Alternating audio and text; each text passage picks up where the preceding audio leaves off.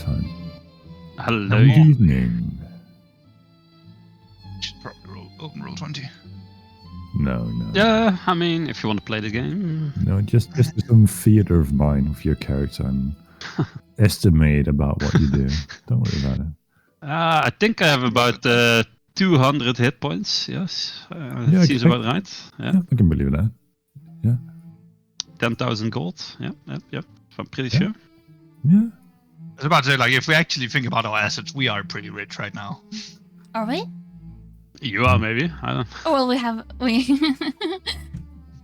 I think we gotta get Reginald in on the ownership.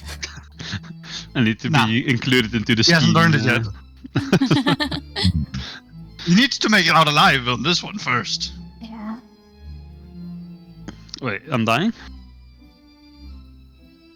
Look, Yeah. all I'm Sorry. saying is that this man fucking sequence cut off us right before we opened that door, and I am sure that whatever's on the other side is a nasty ass whooping.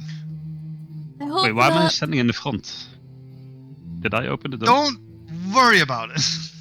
No, you're You were the about one to who take took the the key. trap fireball. Yeah. You're the one who picked up the key, right? And then you were like, "Oh, I'm gonna go open the door," and then certain DM was like, "Next session." Hugh. Yeah, that sounds about right. That sounds like how I would speak. Yeah. Accurate, Mickey. Hugh. That's just That's how I Danish. speak in- Oi! It's every time. It is every goddamn time. You think you're better sitting there in checks notes? No way, with all your mountains and clean water and no, never mind. Oil money and Dutch disease. These whack fucking Norwegians. Share the wealth, will you? Don't share taxes, just a wealth. Wait. We Nah, have lower share the taxes than you taxes too. guys. That's because your government just has a money printer.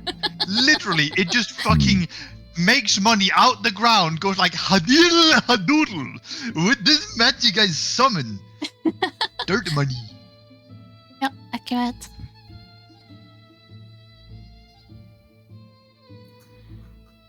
So,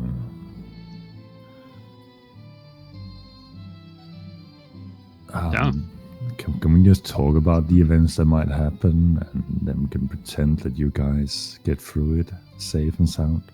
No?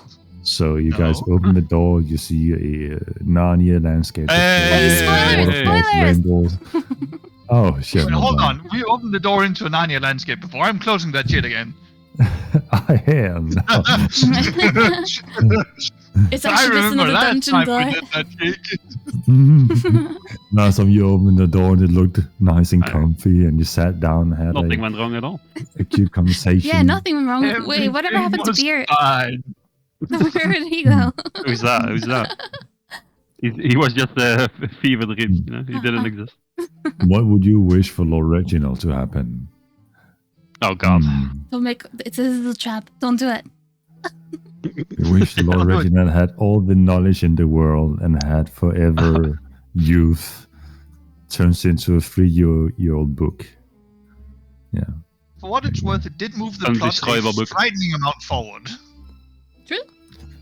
Yes. You could have spent weeks at sea drinking beer and scouting the worlds, but instead you condemned your teammate to losing most of his powers, push him into depression after killing his entire clan, and send him home with nothing to benefit from the entire adventure. I mean, who couldn't handle a little bit of genocide on their own people? It's not that bad. You know, me and Mickey were talking about like how I was gonna give Bear his like happy ending after saving his family, and then he just let me kill his family. I was like, yeah. It's fucking wow, it's gonna get a happy ending. Right. Oh no. And That's then so sad. yeah. I mean, stuff happens. Yeah, stuff happens. Did I just catch you trying to be happy? You know, God forbid worry, you I'll guys get him back. remember. True, you'll get him back someday, somehow. Well, you're talking about me. I thought you were talking about beer. No, you're not No. gonna get me back in any way. I am immune and have like 50 legendary resistances. To... No. Well, no one's resistant to psychic damage, right? So Oh. just make the Am I worst, thinking this is an adventure invitation for to you. begin the Oh puns? god, oh god, oh god, oh god, this was a great one. Okay. Let the puns in. Let them happen. No, don't allow it, please. No. So, did you guys hear about Safrina's first year in college? They called her a sophomore. I don't get it. Is that your counter spell to his puns? I don't Yeah. get it. No, I don't get it. I'm saying, that's my material, guys. I'm sorry. Oh, Was damn. that supposed to be Ain't got funny? anything left in the bag. Right, and you have an ally in Twitch chat, and he's a moderator, so he can ban Oh. anyone who doesn't laugh at the puns. This is not looking too well for me. Chat mods, No. Seth has lost all control of her own content and community. F in chat. I don't think it's that bad. You should be content with it. Oh my god, can we have a recap, please? Yeah, let's stop playing D&D. I thought this was the recap. Oh no. Are you saying that there is more beyond this? Fog. I should probably have written down what you guys did last time. You did. I'm sure you didn't cut us off in the middle of anything important. No. So last time you guys something about making best friends with the enemy to make your enemy your best. We are not doing an enemy of my enemy is my friend monologue here. It's not happening. Call of Duty did it already. We've been past this. Okay, so more so the enemy of the enemy is still my enemy. Nothing has changed. The enemy of my enemy just means there's more enemies. Right. I think that's a concept that this party is very familiar with. That enemies, yes. Allies, no. God forbid you have allies in this world. We have plenty of allies. Name 3. Jimmy, God damn it. the guy we recruited last time, Torvald, and lady is old. Are you snacking on something? Yeah, I got popcorn. Right here. I'm here Delicious. ready for the recap. And you didn't have enough for the whole group? No, there's enough. Just jump over to Norway real quick. Okay. You bought like an industrial size plastic bag just of popcorn to snack on this entire session for 4 hours? What's this? The Guardian article. Giant plastic popcorn bag appears out of nowhere in Norway.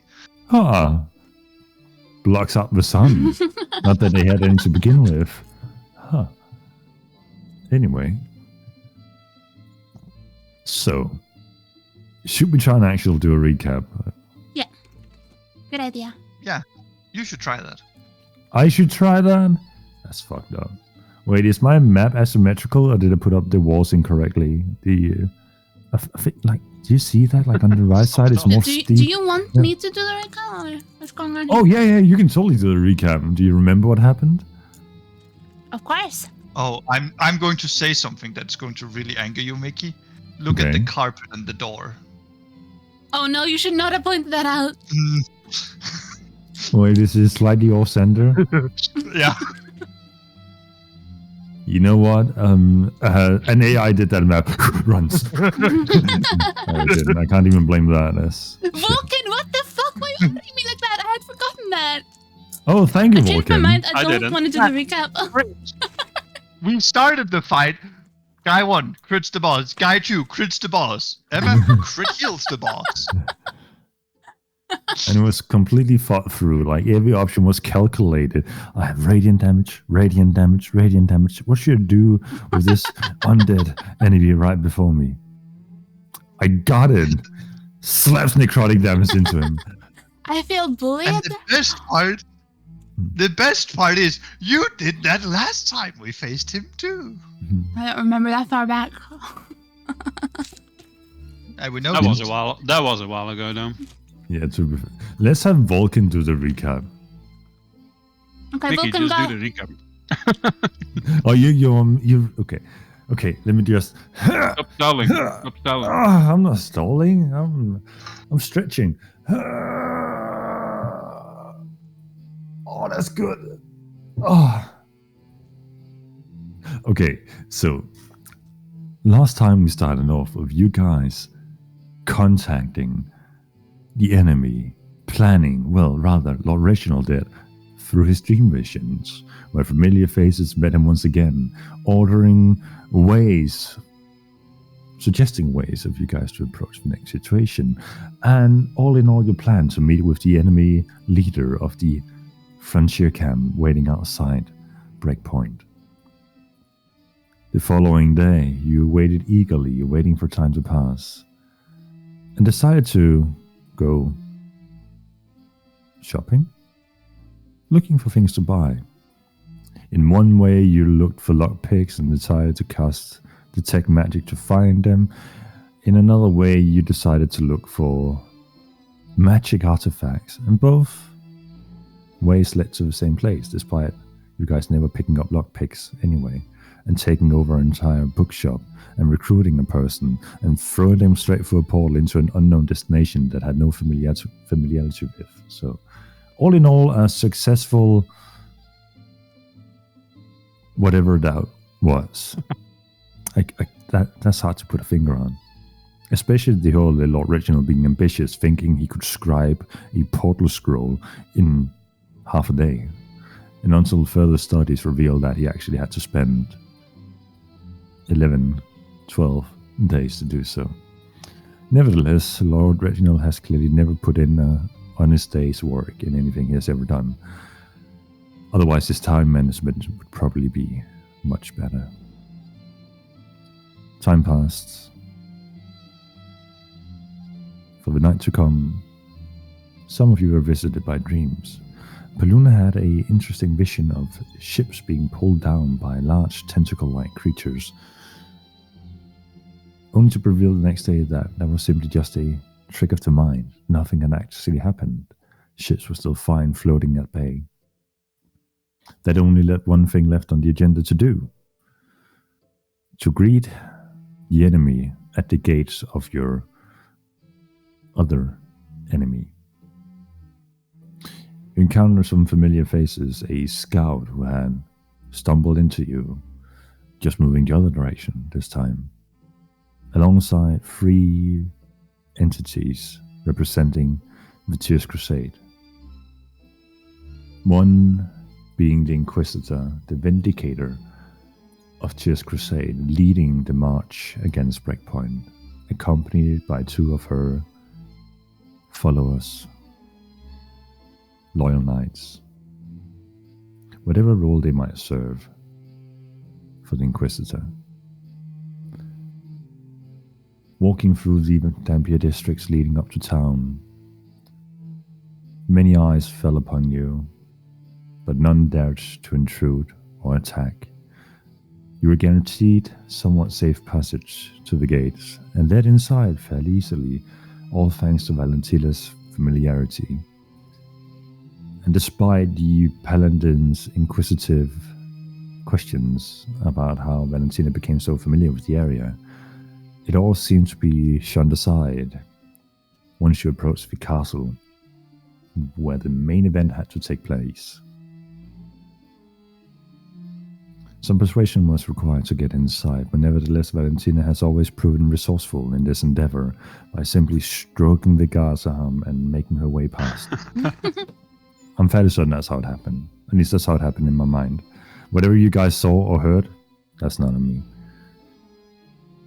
Yeah. The moment you approached the castle and entered through the doors, the whole mood shifted. The paladins uncloaked and readied themselves with shield and two-handed sword in one hand, marching forward. However, Persuasive words were heard in your ears, and while you had one goal in mind, those words had another, slowly pulling you towards the center stage. But narrowly escaping to constant persuasion, you made your past the hallway leading into a side corridor, where before you once again found this translucent wall barring a path. This time, however, you were better prepared, with scrolls of misty steps equipped and Pauluna's fancy tricks. All three of you made it safely onto the other side of this wall. The only thing that disturbed Dan was the sound of people screaming in the distance, only to leave you guys to guess what might have happened. You now proceed to venture through unknown corridors and staircases, leading you all the way down to a blocked hallway, blocked by a door. A familiar door to Lord Reginald and his not nearly as night vision eyes as he had hoped on his cat. Nevertheless, you made your inside and was quickly charmed by the music within the massive hallway, with the dim green light only illuminating barely what was inside. The piano continued playing, persuading and soothing the mind. And as you proceeded closer towards the sound, you heard a voice speaking of familiarity and recognition. A voice sinister and cruel to some and very persuasive to others. Pauluna was quickly reminded of an event that had taken place when Pauluna had first met these adventurers. A traumatizing, scarring event. It was at that moment you guys realized that you had now stumbled upon Camille, a disfigured, changed Camille who seemed more vampiric, with big wings on his back and currently enjoying the tunes of his own piano playing, while surrounded by usual familiar laboratory equipment and experiments, only for you guys to be guessing what might be within those canisters or cylinders or whatever they might be around.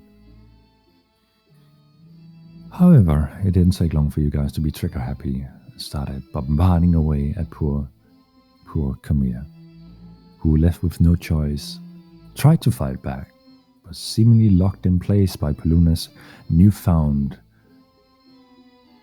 powers beyond horrors and means. And once you thought you were close to taking down this Camille, Valentina decided to swap side and proceed to stab him with healing over and over again. No, she learned that the first time. Oh, well, actually the second time. But however, you continued your bombardment and Camille soon fell. You looted him and swiftly moved towards the next door, barring your way, only for some of you to hesitate and consider your actions. And that is where we left off, with you guys deciding what to do next. To continue scouting the room or to proceed forward into the next unknowing adventure ahead of you, unknown dangers that might be waiting for you. All knowing that beyond that door you might find the answers to what Valentina has been searching for this entire time. The scene is yours, and you may proceed as you please. Okay, I think I was about to open the door, having pulled a key from Camille's bag of holding. I'll proceed with that. Put the key in the lock. I should put the key in the lock. The key fits. Do you proceed to open it? I will. I should turn the key. The key turns easily, and you hear a click, and the door opens up without resistance. Beyond the door, you see continued hallway with pillars, carpet leading straight forward, with a door at the end of the corridor.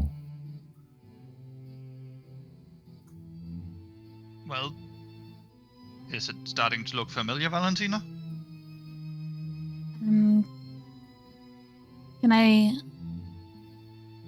Do I recognize any of this? I mean, there's pillars in my dreams. So. The pillars resemble very much the pillar in the current room that you're in, though not wrapped in chains or no familiar marble flooring quite yet. So, Don't think this is exactly the place, but I know there's pillars in my dreams. And there was a door at the end of the next hallway as well. yes, it's a very short corridor, about 20 meters or so. Well, maybe he's behind there. Let's have a look. I'll walk into the corridor. I also will like to walk in. I take a look back just to make sure that no bodies are getting back up or something stupid. No one's following us. The headless body of Camille is still lying on the ground, not seeming to show any signs of obvious reassembling. And make a perception check to see if there is someone stalking in this moment.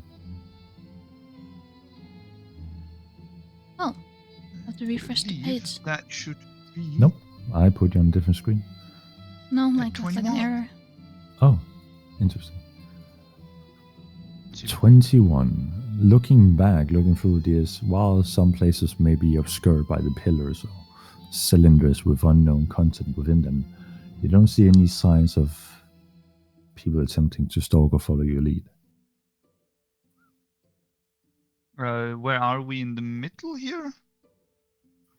Like here-ish? You would be right actually where you are, yeah, that's right before the next door leading in. Yeah, get the Oh, we back out show there. so much fog. Where should I put That's my where you place token? the token. Can you see the ping if you zoom out? I don't see that. Oh yeah, Oh, damn. it's about in the center. If you guys just stay right there, no, back out again, bad boy. Am I in the right place? Get back! Get back here! Soms on the right. I see so many Reginalds now. He's cloning. Alert duplication. We are Reginald! We are the... Yeah. Damn shame that series. Anyway, I don't see our tokens. you don't see it, don't worry. I'll That's move them the in goal, I when- think. Yeah. As you walk through this relatively short hallway, the same scenery of mist barely covering the tiles ahead of you only seem to be misplaced or displaced as you are walking through it slowly, your footsteps causing vague echoes throughout the hallway. No light source, so you are still relying on either your teammates or your own torch that you can pull Still out. have a torch in my offhand.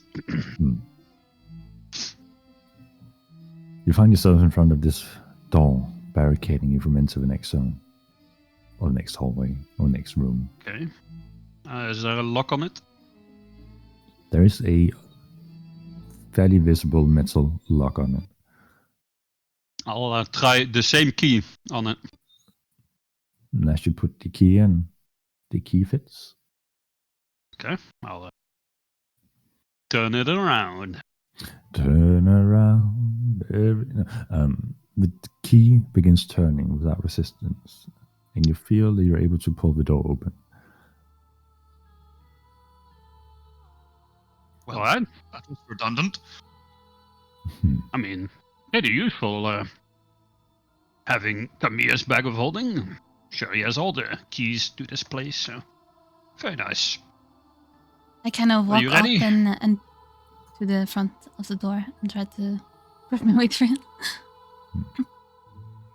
And Let's as you go. push your way through. Do you guys see where you are currently? Yes. Yes. Alright.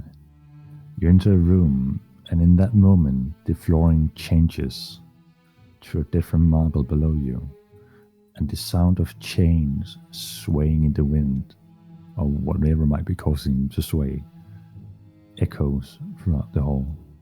Braces of dimly lit fire lights up the room into a far distance where there seems to be more fog and mist covering up, leaving visual clarity to be vaguely obscured.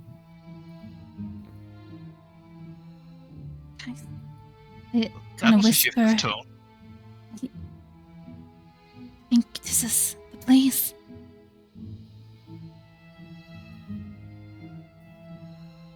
Right. After you, I guess, Valentina. Lead the way. I'll proceed further in. And as you proceed further in, you begin to hear voices, people speaking in the distance. I kind of pull my Not a- arm out and go. Can I hint to the others that we need to stop? Can I hear what they're saying? Make a perception check.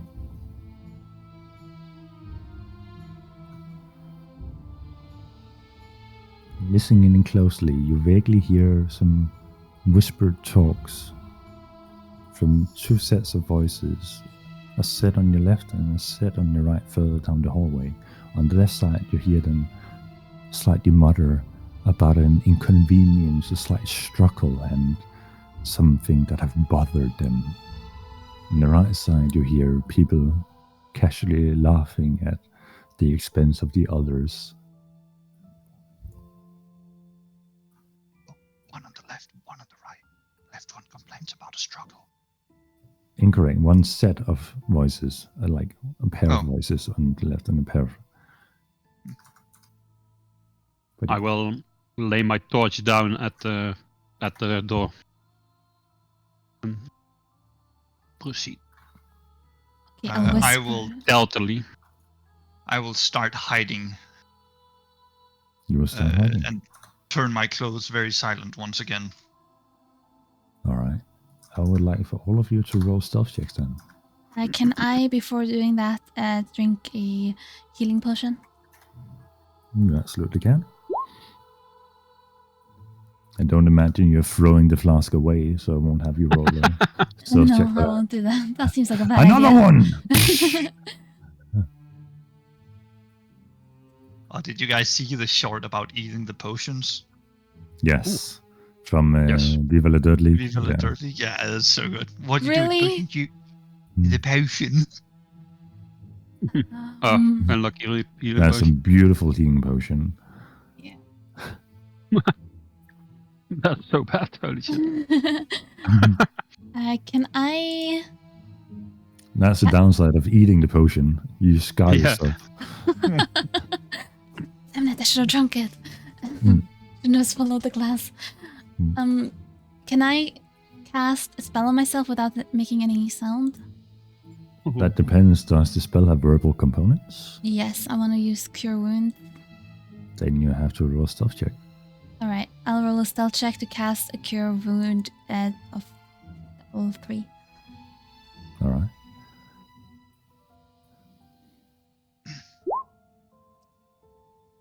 So 12. You imagine that you... Just gonna bag over behind this pillar while she starts whispering. I definitely whisper the spell. No, and that's the point of the stealth roll, yeah. All right. Okay, Hey. that's the. Oh, 17. Oh, right. The two numbers, Mickey. They both work together. They're not I need my Add up. calculator. Mm-hmm. Calculator? 17 plus whatever you had. Yeah. That's the result. I'm smart. That's how I solved math as well. Wait, is The that how it teacher. works? Yeah.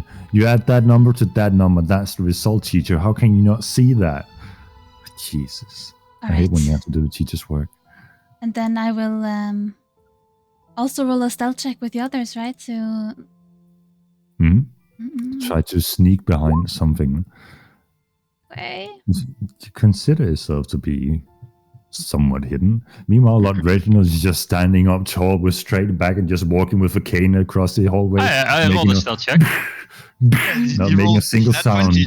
Yeah, exactly. You're just strolling with confidence, Like you blend in so well, Like you I belong. almost match the people. Yeah. The dude is aura farming while stealthed. Yeah, absolutely. You begin to blend in with the people here, and you're finding yourself next to them, just having a similar conversation. Oh yes, those paladins! Oh God, they're such a nuisance. No. Paluna, you notice as Valentina begins her mumbo jumbo, the voices ahead begin to tone down a bit.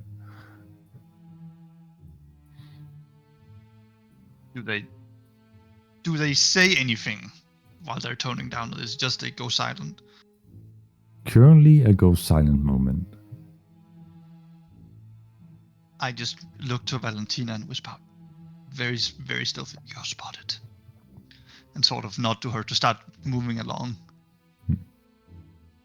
and not spoil the surprise for the other of us. Oh, wait, did you say that I should move along? I didn't hear you whisper. Roll a perception check for Valentina if Just you as heard stealthy in Paluna's, real life as in the Should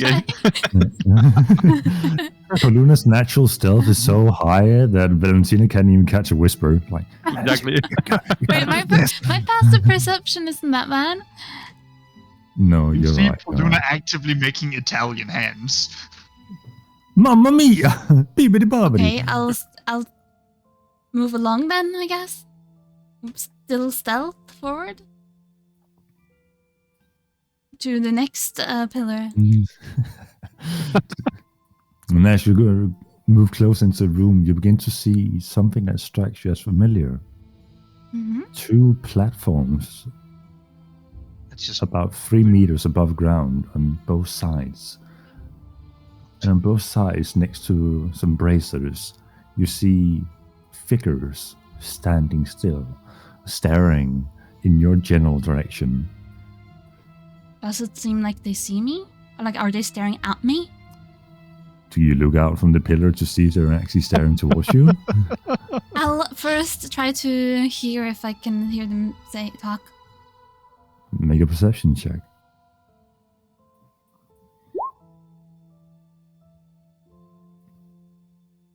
Listening carefully, you vaguely hear slow breathing, someone in pain, and the chains giving off clanging sound throughout the room. And you notice now that you're standing up against a pillar where there's chains wrapped all around them, attached at multiple anchor points. Does this space seem familiar to me from my dreams? The chains echoing are very familiar to you. Hmm. Less dreamlike and more so real. There's no hollowness in the sound of the chains wrangling. These are hard, cold chains clanging up against the pillars or whatever objects there might be within the room that you haven't found yet. Are these chains like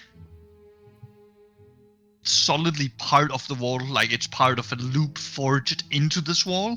Or is it that they're hanging on some kind of hook or element that you could jut them over? They're going through loops. Imagine mountaineering with a carabiner. Yeah, carabine situated into the pillars and multiple anchor points. Paluna, make an insight check for me as you're looking at this.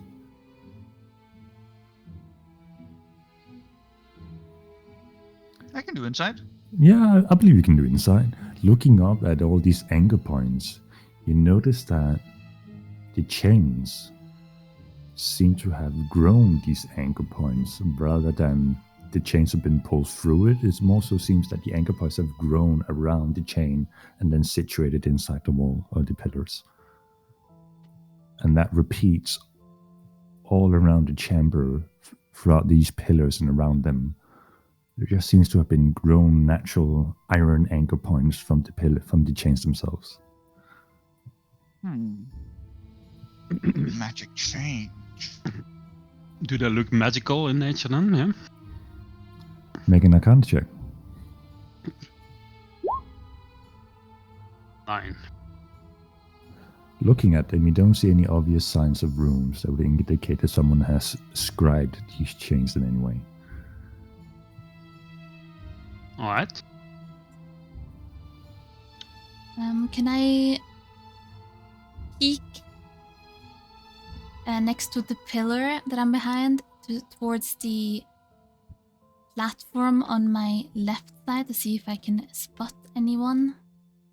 Sure, make a perception check for me as you peek around the pillar.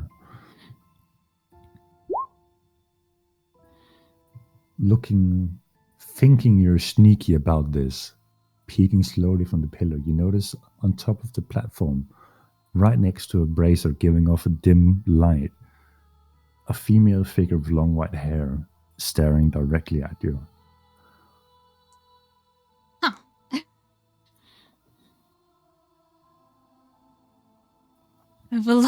I would just wave at her. See if she actually sees me. Nice. You wave at her. Yes. Noted. Literally, God just damn it. the least stealthy character of all time here. This very composed female figure who has been having darting red glaring eyes at you seems to be caught off guard slightly by it and seems to collect herself for a moment and then... Do I see this from my position? Do I see this? Let's see. I would say roll a perception check to see if you catch eyes on this, because you're definitely looking at Valentina, her movement, and she is within your passive perception range, but this other person, well, you catch a glimpse of this, even though there is some dim lighting, mostly highlighting part of her upper body. You can't exactly catch the facial expressions, but you catch the body shifting slightly backwards when Valentina waves at her. Luna just slowly brings his hand up to his face in the palm, then just... Well, seeing Valentina wave, and I don't think I could see much further than her with my non-dark vision eyes. I mean, No. there's light in here, I'll- right?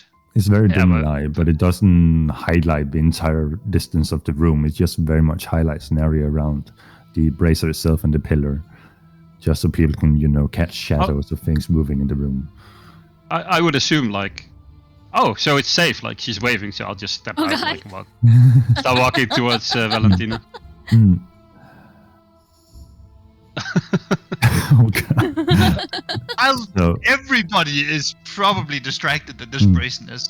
I'm going to redouble my efforts to sneak, you up guys, behind this pillar. Valentina and Paluna, you both hear groans like, you are the rescue squad. An old man and a infantile girl. Step up closer in the light so we can see. I look at and get to them. know. Do I hear this as well? You all hear this. Paluna seems to be the only one Who's there? whom this isn't directed at. I kind of look over at Reginald and just shrug at him, what are you doing? I saw you wave at someone. I thought maybe you knew them or something. Just shake my head and I proceed to walk. How was I supposed to know this? And as you walk into the That's just center, you awkward. recognize a very familiar room that you've been in before. A room where you've looked upon these two balconies before and heard voices from before. You recognize that within this room, you're no more than 30 to 60 feet away from where you have had conversations with Arkham in the past. Meanwhile, as you walk into the center of the room, you see 4 entities, 2 on each balcony. On the left side, a female figure whom you laid eyes upon, who was taken a bit aback by your actions, and a male figure very much resembling her, both looking slightly wounded, as if they've been in a conflict recently, a more physical conflict. And on the right side, you see another pair of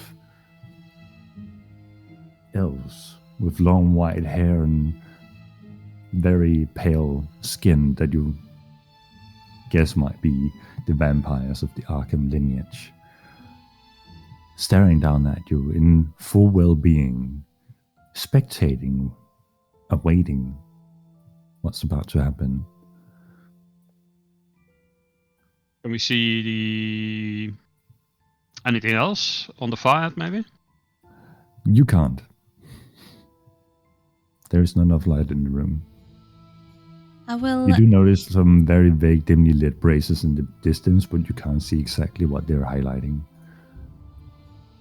Okay. I will look towards the woman that I waved at, and I'll speak up, and I'll say, "What is going on here?"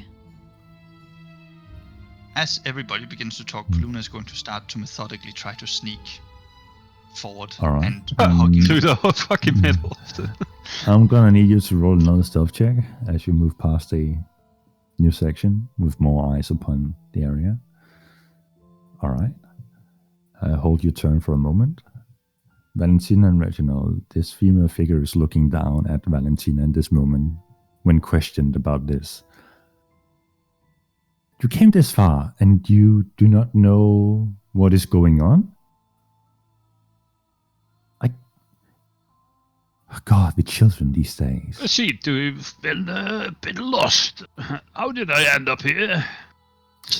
Well, if that's Try the to case, play then like more them. than- Okay, make a deception check. Okay, then. 7. Well, if you are lost, you're more than welcome to leave, but we can't have you say anything about what's going on down here. Hold on. Why are you keeping Arkham down here? Are you trying to destroy our own race? In unison, all four snicker and have a bit of a laugh to themselves. Ah, young, sweet, innocent child, you a few years. We are not destroying. We are improving upon Arkham's little adventure. How could you do this? You're dooming. You're supposed to be protect us. Instead, you've chained up our God, the one who created us. The female figure on the left begins to step forward, begins walking down the staircase. Oh, little child, Arkham is not a god. He has barely taken the first step towards godhood. Now our God truly wishes for us vampires to rule.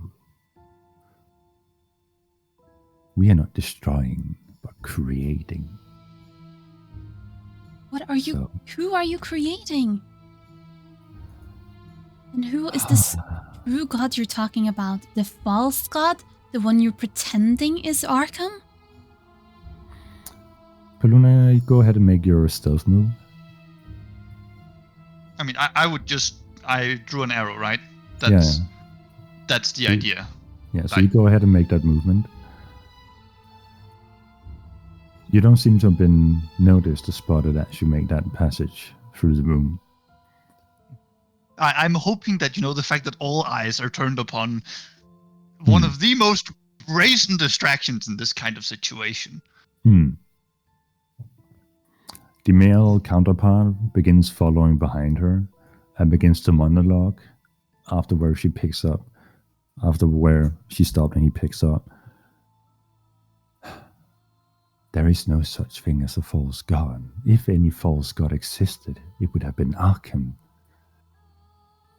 The creations that he made, vampires.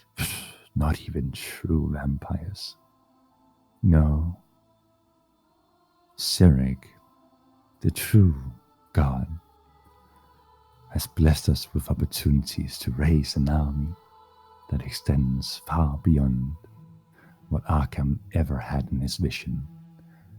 The poor little boy who only wished to help the weak and frail, who didn't exceed, who didn't grab the chance. And that's why we are here. The last few of his perfect creations. What? How do you You're- spell his name? Who? Cyric? Cyric? Cyrec. Cyrec. Cyric. Thank you. A Does that medallion. name ring a bell? Make a religion check, Lord Reginald. 70. Pondering a name, Cyric has definitely made his religion present throughout the world in some kind of capacity, but his motivations or ways of behaving have never quite been clear or properly described. But descriptions in religious texts note that he is cunning, devious, and doesn't exactly tell the truth at the first glance. Okay.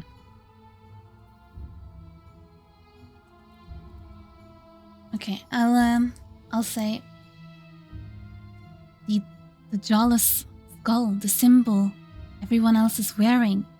You're tricking them, all the vampires, to believing that that's Arkham, but it's Cyric. It took 1,000 years, more or less, for the first person to notice. I guess our suspicions of Arkham being able to reach beyond these walls have been found true. I guess we need to reinforce the place. The two vampires on the right seem to be crossing their arms upon gaining this confirmation, and seem to be small talking between them. Did it not Arkham make you? With that logic, most people were made by gods, and most people have since found their own way to regain power. This is no different, just on a different scale. Cyric has been so kind to give us the opportunity to rise above our creator. Do I know anything about Cyric? Ever heard of him? Make an insight check. During all this monologuing, will I get to make another little waltz? After this brief description, you will get to. Thinking back, you remember Cyric being mentioned once before on your adventures. Cyric was also mentioned to you and your former party members within the well in Darkmont. It was Cyric who had created the people down there.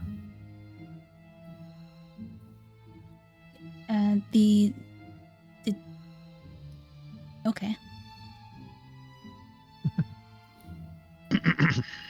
Were those the people who were like kind of undead or something like that? Mm-hmm. Hmm. Yep. I don't know what kind of weird promises he's made you about ruling and helping build an army. I don't see why you need an army. Well, maybe now, but either way, if it's taken 1,000 years and he hasn't lived up to it, why are you still listening to him? Before I continue that, Peluna, make your other move.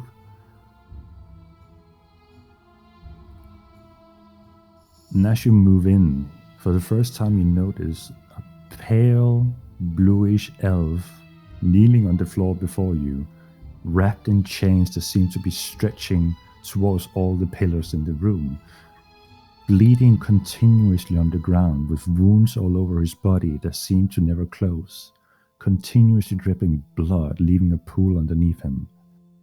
He seems to be hard of breathing deep gasps, deep breaths, but it seems to be very tentative to what's going on in the room at the moment.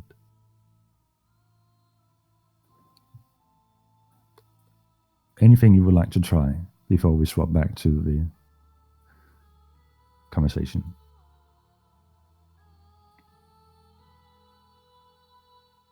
I would get fairly close. I assume he can see me at this point. And has spotted me. Or maybe he hasn't. If he hasn't, I will get close enough where I can touch him and very lightly make my presence aware to him and say, "Don't react." Can I say?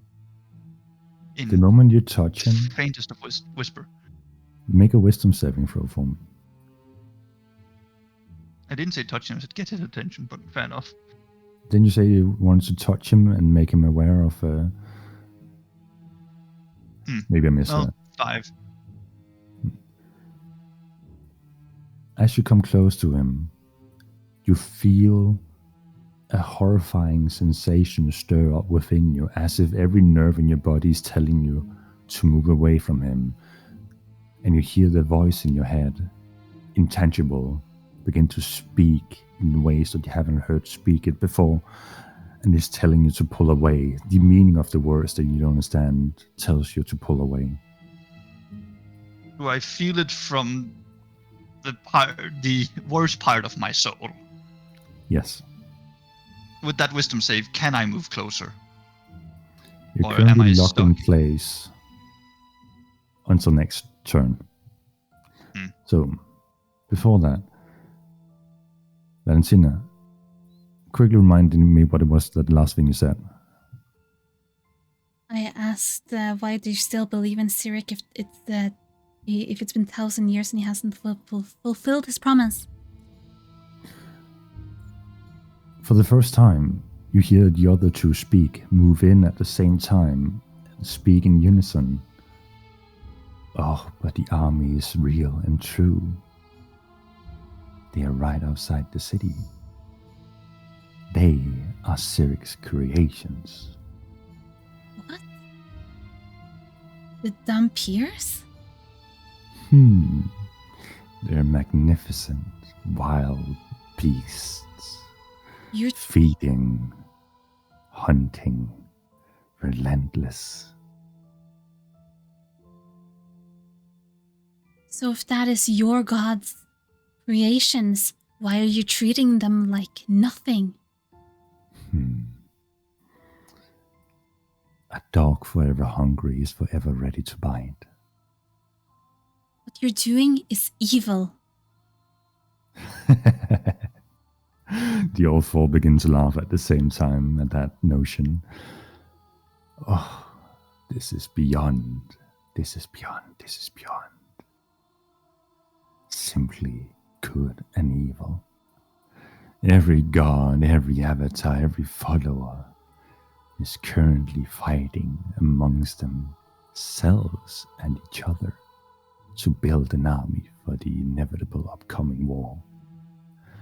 Cyric simply found a way to utilize the populations of them who are not strong enough to fight for one side. However, they can fight for ours. Against their will, but yet for ours.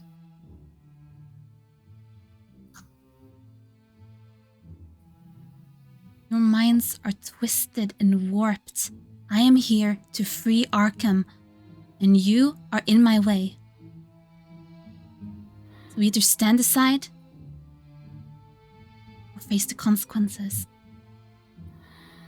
Upon hearing Valentina say that, I ready my rapier in my hand. You just see this old man sighing in the background. Pulls out the rapier. I'll at least put my hand on the handle, like ready to get into a fight. Balloon, in that moment, you regain control of your body, and as you regain control, the vampires begin to walk down the staircase and begin to laugh. Even if you free him, he serves no value or purpose anymore. The poor boy is weak, and it will take years for him to be of any worth. And they begin to chant something while also drawing their weapons. And that's... Do I get one turn to try to do something before combat starts? Yes, no. Sure, try. Paluna would try to give Arkham a health potion. I assume this is Arkham. Mm-hmm. And whisper to him,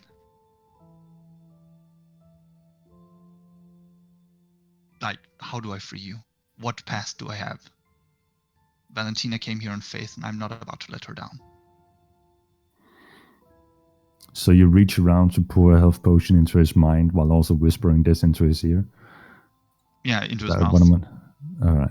Basically, yeah. So the health potion goes through, so you can mark that off. Yep. And then I'm going to need you to roll a dexterity. That would actually would be an attack roll against your AC, which...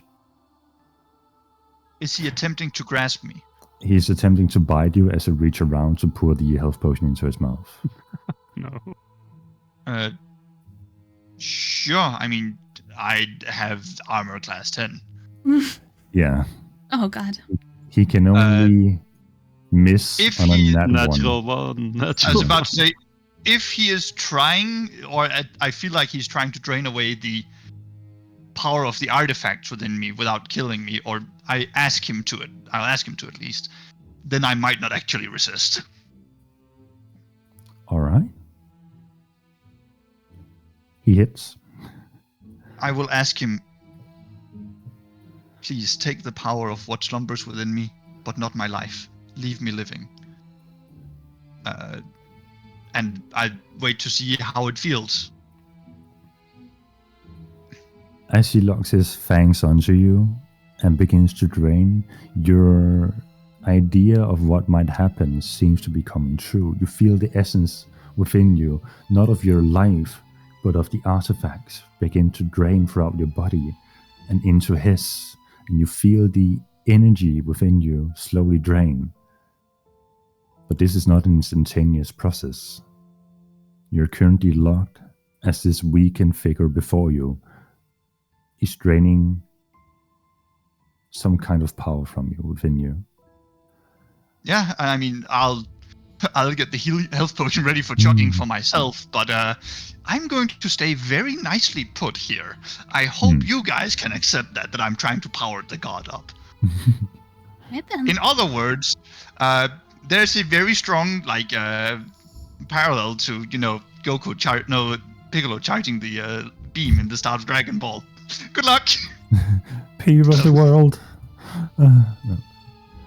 So, with Can't that said, believe you won't let me drink from you. We're letting this guy drink. Yes, but maybe I just don't swing that way. I believe we are about to all roll for initiative, including Arkham. Woo. Big roll. Big roll. Yeah. Okay, roll. Oh, why? That sounded depressing. Oh, well, Lamau initiatives. Are we all just dog shit? Oh my god. But I am the most dog shit. When 16 is the... Okay. Right. So, Paluna, you're currently locked in place. You have one free hand. I mean, I take the health potion out of my other hand, and I remain as still as I can be. I am doing my fucking best to let this draining be stealthy. Understood. Make Like, a stealth this check is- as you're being attacked in this moment. Like, Paluna is gritting his teeth and truly trying to not let these people realize that they're being duped. All right. You feel fairly hidden despite what is going on at the moment. Anything else? Just standing completely still? Crouching down. I'm not going to resist, and I'm most certainly not going to attack. So, Understood. ready a health potion to drink if I take damage. Noted. You're readying a health potion. But unlike a spell, you don't lose the health potion if it doesn't go through. So we're good on that. That would be By weird. the way, the I health spilled the potion I potion. tried to give Arkham, is that gone, or is that the one I'm currently holding? That's gone. So he did drink it. He did drink it, yes. And then Okay, he yes, latched fine. onto your wrist afterwards. Mm. So, next in turn order is one of the Arkham lineage vampires. Seeming not having noticed what's going on behind him, he's going to look at Valentina. Take a deep breath, and from him expands something that pushes aside the smoke and mist in the room. Is this a spell he's casting? It is technically it starts off as a spell. So if you want to counterspell, you can try. Yes, I will. Right. So this doesn't have a spell level. So I would say roll a d20 and 10 plus your, add your spellcasting modifier to it. Okay, so d20 plus 7. 20. As this aura of silence spreads throughout the room, it begins to immediately shrink again and disappear. And the person looks over towards you, Lord Reginald, seeing where the effect came from, and without doing anything else, proceeds to walk in a straight line towards you and finds himself right before you with his claws ready, looking at you angrily. Oh no, he entered melee range just as planned. You do notice now that no. he's closer to you that he has cuts all around his face, and his shoulder seems to have been cut into by something heavy. And that's the end of his turn. Lord Reginald, you're up. Okay, glad he didn't get the silence spell off then. I bonus action will start my blade song, having drawn my rapier. All right. You pull out all the things, the rapier, the blade song, and your daggers as well to fly in the tune of it. Oh. Yes, they automatically start dancing to the song. So Lord Reginald's currently flourishing his rapier, and these two flying daggers are circulating around him. Yep. And then I am just gonna make 2 attacks for now. First, normal rapier attack. It's a 28 to hit. That definitely hits. Okay, that is 7 points of piercing damage. 7 points of piercing damage. And then I will make another attack, a booming blade. All right. That's a 27 to hit. Damn, those are some nice rolls. Rolls. Yeah. Hell yeah. Go ahead and roll damage. That is 8 plus 1d8 plus 2. And then I'll roll booming blade damage if he were to move. That's 14 damage if he were to. All right. And the 2 is force damage. So 8 piercing, 2 force. Noted. All seem to be dealing the amount of damage you expect them to deal.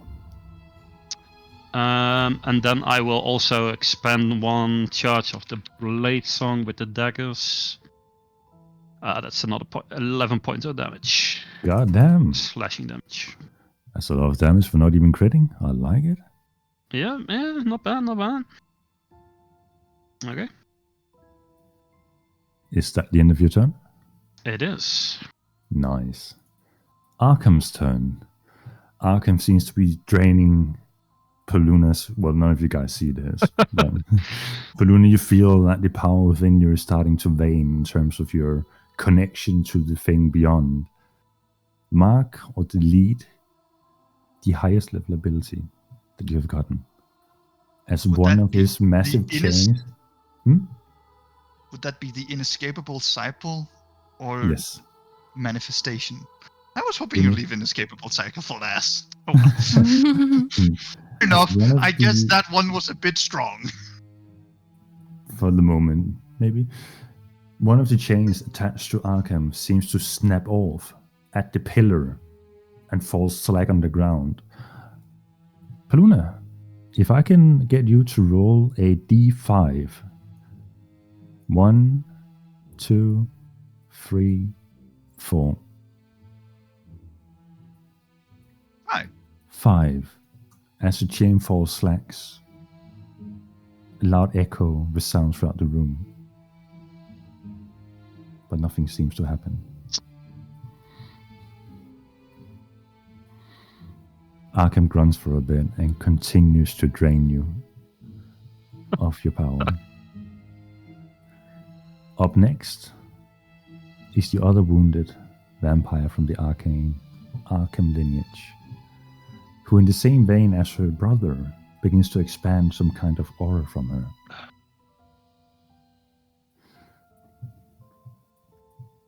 This, however, doesn't bring with it silence and deafness.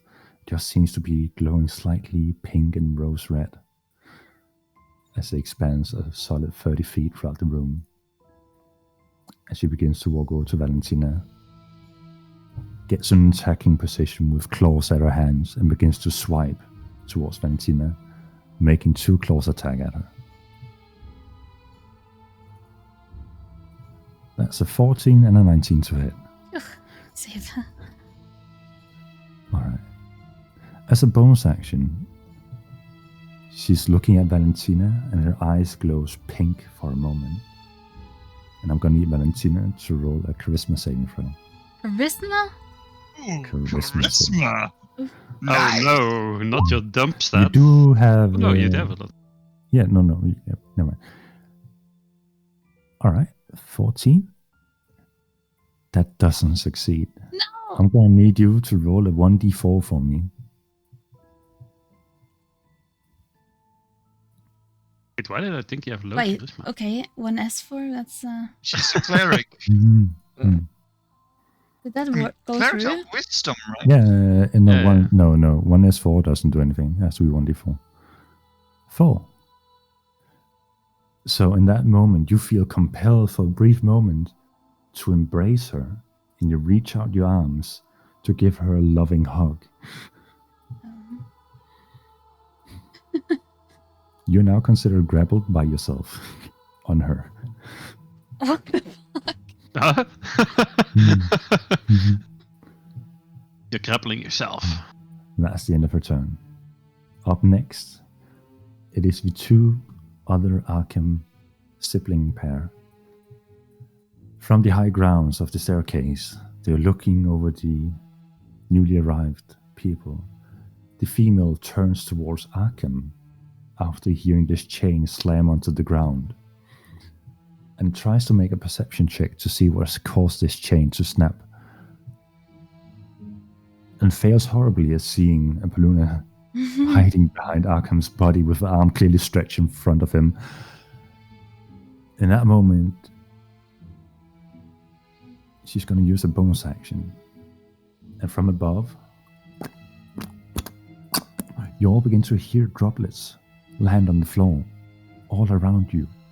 And as one of the droplets hits your arm, you realize there's blood raining from the ceiling. What that means, you'll find out soon. It's raining, man. Can I stick my tongue out and like... The male figure is going to situate himself in the middle of the room, seemingly beginning to chant something. but it doesn't seem to be going off immediately. But a massive sphere of red energy is currently accumulating between his hands as he's standing there muttering something to himself. That is the end of their turn. Valentina, you're up. Okay, so I'm currently grappled.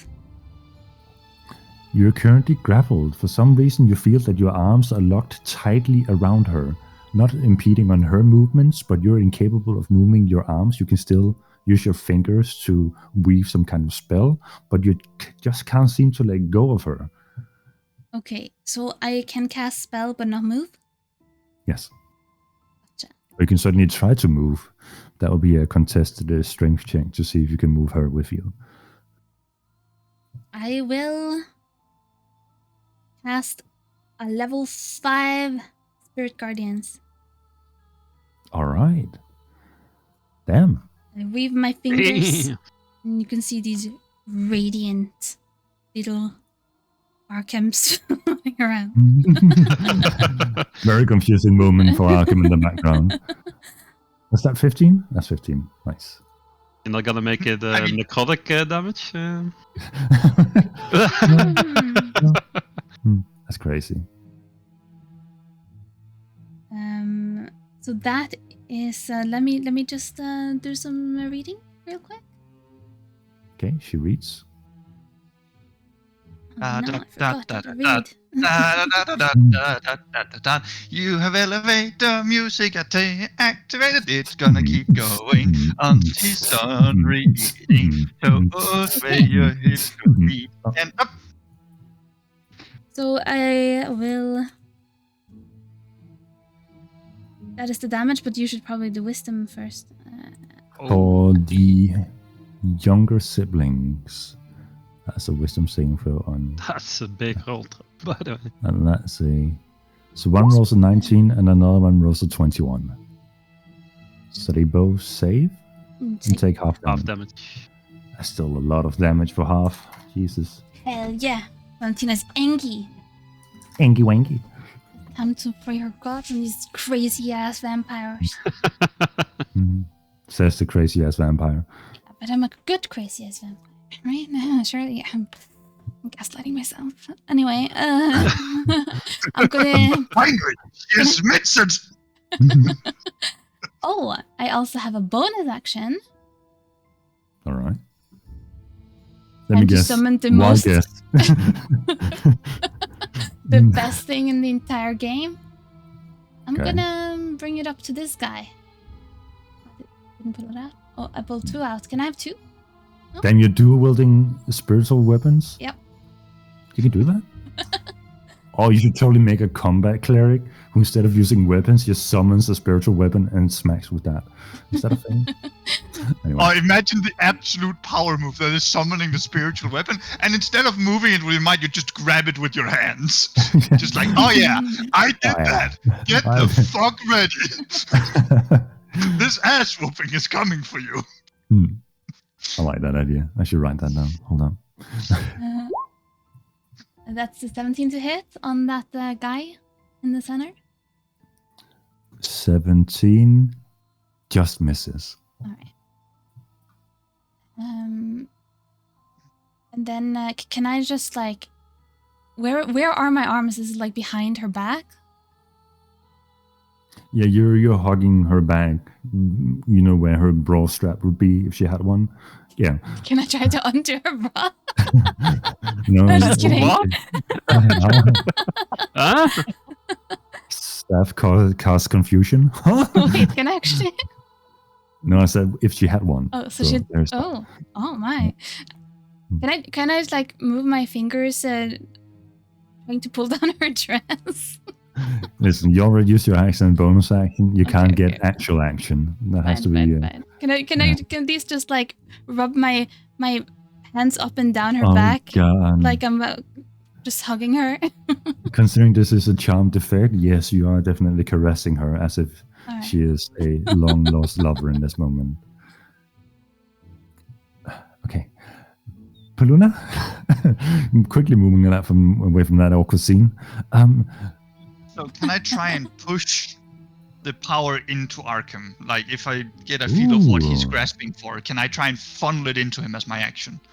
What is your current spellcasting modifier? Do you have one? Ao Lameo, no. Hmm. Not unless that this power has given me one.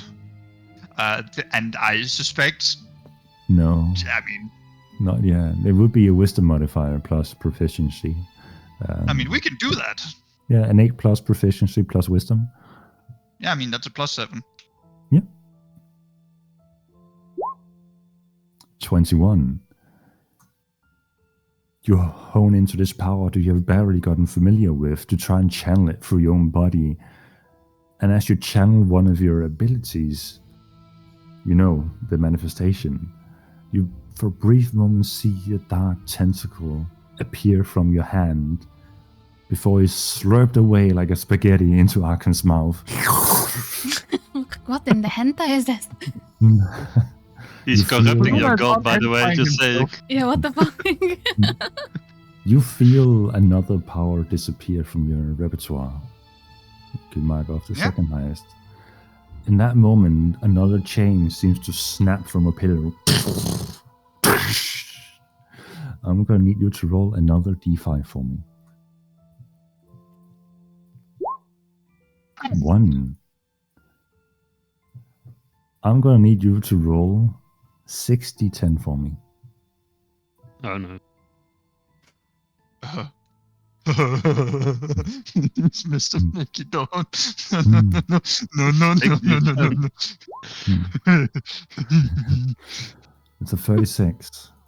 Valentina, as you and Lord Reginald are rubbing shoulders with this weakened male sibling in front of you, the moment you hear the chain hit the ground, the guy turns into blood mist and disappears. The Aw. fucking chain snap into him like a fucking whip. No, the chain was tethered in a sense that when the chain was snapped, so was his tether to him. And the backlash from Ah. that tether. I'm contributing somehow. I thought I was purposely this entire fight. Well, you're welcome, by the way. No, good job. Good job. You're doing something. How are all the vampires in this room taking this, by the way? The moment all this happens, the female sibling seems to go from this fairly calm and fighting hungry expression to anime despair face with the narrow pupils and looking around, covered in her currently gone sibling's blood all over her.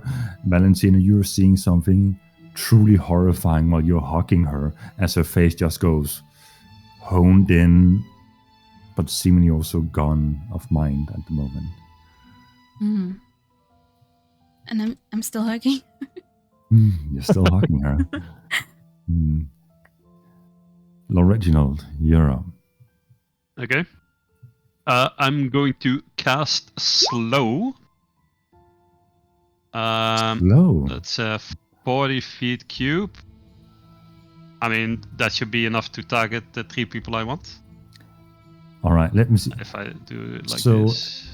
You're just seeing these 3 people and then deciding to cast it on them. Okay, noted. Yes. I was saying if you're casting it further up, you would have to roll intelligence. No, Okay. When you do it, it's a bit awkward. It Understood. doesn't go from the point you select. You can change it to the from point. Yeah, well, I'll just... There you go, 40 feet. Yeah, understood. So they all need to make wisdom saving throws. Can your DC really be 13? Shouldn't it be higher? It is 15. I don't know why it says that, but it's 15. Okay. Wisdom saving throws? Yeah. Okay. Just gotta move. And if not, they are slowed. They get Which minus mean- 2 to AC. Can't use reactions. Can only make 1 attack. Spells. They need to roll to see if they can make spells. All right. All the shit. So we have a 22, an 11, and a 17. The currently crazed woman saved. The guy currently chanting in the middle of a room saved. She Didn't save. Okay. So she is currently slowed. All right. Hmm?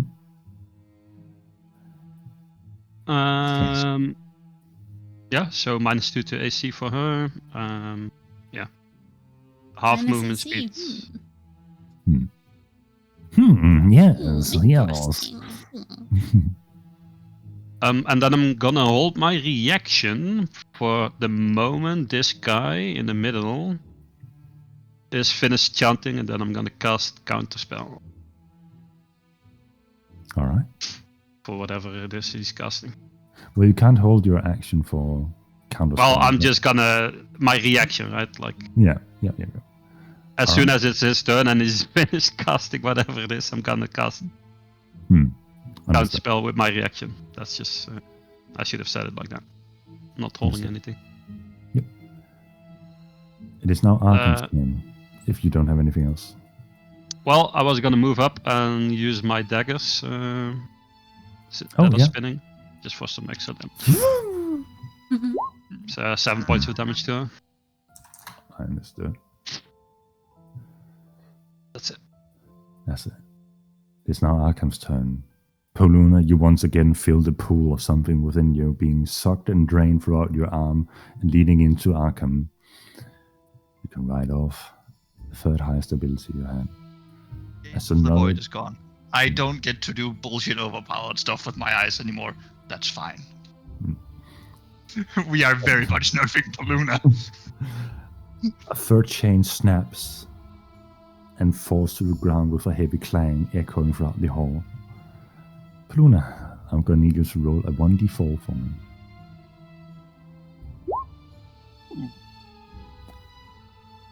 The guy currently chanting, you see a spectral tether going from the chain leading over to his body, and the moment the chain hits the ground, the tether snaps. I'm gonna need you to roll a 60-10 for me.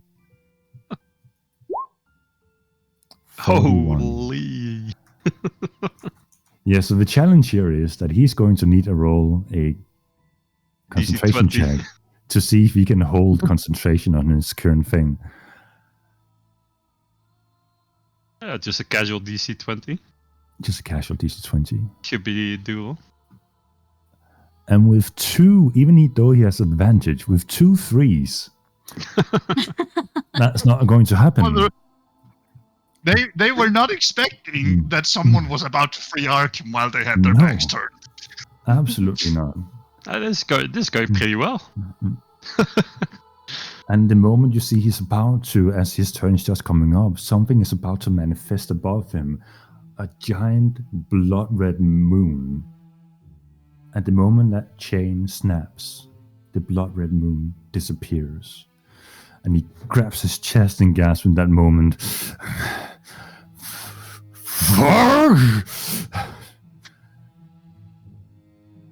And at that turn, it is now one of the firstborn's siblings. The female who's currently slowed. Oh, let me check. What does she have for fun things? No, isn't it the other one that's slowed? The other one. They have turn at the same time because they're right next to Oh. I mean, they're our turn orders are basically 2 groups by now because you blew up the first one. each other. Well, Arkham blew up the first one. Arkham is the real MVP. Hmm. Just out here dishing out damage. So at the top of their turn, the rain of blood that seems to be pouring from the sky. I'm gonna need, let's say I want one of you to roll a 1d8 for me. Go for it, Emma. 1d8. Oh, that's it. This is affecting the entire room, so Bluna, you're also affected by this. Everybody takes 6 necrotic damage as this blood begins to seep into your body slowly as it is coating you. And the vampires around you seem to be healing and gaining health from it. Me too. Hi. I'm a vampire. Can I dodge? Oh. Well, Can I dodge this rain? No. Unless you can run anime fast. Well, I have resistance, I'll take half. Yep, that is correct. I keep concentration. Oh, your turn is not over. That was just the events of the rain pouring. She is going to cast Mirror's Veil. This one? The slowed one? Yes. So she's going Does to that cast... That is a take spell. one action? Yes. Then you need to roll d20. On an 11 or higher, the spell doesn't take effect until the creature's next turn. And the creature Alright. must use its action on that turn to complete the spell. If it can't, the spell is wasted. Noted. That's a 16. So Okay. the spell goes through. No, it doesn't. No. What is it? On an 11 On or an higher, 11 the or spell- higher, the spell doesn't Oh, take I feel like you're the one who needs to roll that then, right? No. No. If the creature attempts to cast a spell with the casting time of one action, roll a d20. On an 11 or Well, higher, it the doesn't spell specify doesn't who take... rolls the 20 then. I'd assume it's the creature because this can also be mean- pointed at players. It just Yeah, You makes can the throw a whole... player. Right, but the idea to me is that the high roll is to succeed. Does that make sense? So therefore, I would put on the player The to high do a rolls high roll. are I mean, it doesn't matter because it's just like harder to like not. Well, it's a 50-50 still, right? 1 to 10 or 11 to 20. It doesn't matter. So it's Yes. just whatever. They could have said 1 to 10. It doesn't succeed. Well, I don't follow that logic. We'll just say that. In the It's still a future, 50-50, right? I'll say when a creature casts a spell and then you roll it because I want the higher roll to be the success on your behalf, that you succeed in your slow hindering their effect. But for now, for this one thing, I'll just say that it succeeded. This was your roll. Let's put it like that. I like that way better. I want you guys to roll and have successes by rolling high. I don't want you to fail because the creature rolled low. If that I logic don't get it, makes sense. but nah. Well, that's fine. I'll roll next time. Sure. So the I think the idea female- is that the female creature is currently chanting a spell, and it continues to chant as the slow is currently hindering its verbal Yes. and physical actions from manifesting properly. It is now She does get to roll a wisdom save at the end of her turn. True. to see if she succeeds the slow. Right, No, right, yeah, yeah. to get rid of the slow. So that's an 18. Okay, so she's not slowed anymore then. She's no longer slow. Alright. But I assume she still has to. Yeah. Yeah, The still the next effect is still turn hindering. Mhm. It is now the male figure's turn. The male of the firstborn Arkham's lineage. He is going to... You see him drag his hand across his chest and stab himself in the stomach, which he does take damage from. And as his hand is getting covered in blood, he begins to pull out a sanguine spear made of his own blood. And he begins to rush toward Valentina That is with it, cool. entering into the Spirit Guardians, taking damage. So, Does roll the damage. Smackanacker get a attack of opportunity? No, that's not a No. creature. 16. every time, every session. True. That's a 2 to resist, so he takes the full 60. Blah, blah, blah, blah. And he rushes towards Valentina and strikes at you with the sanguine spear.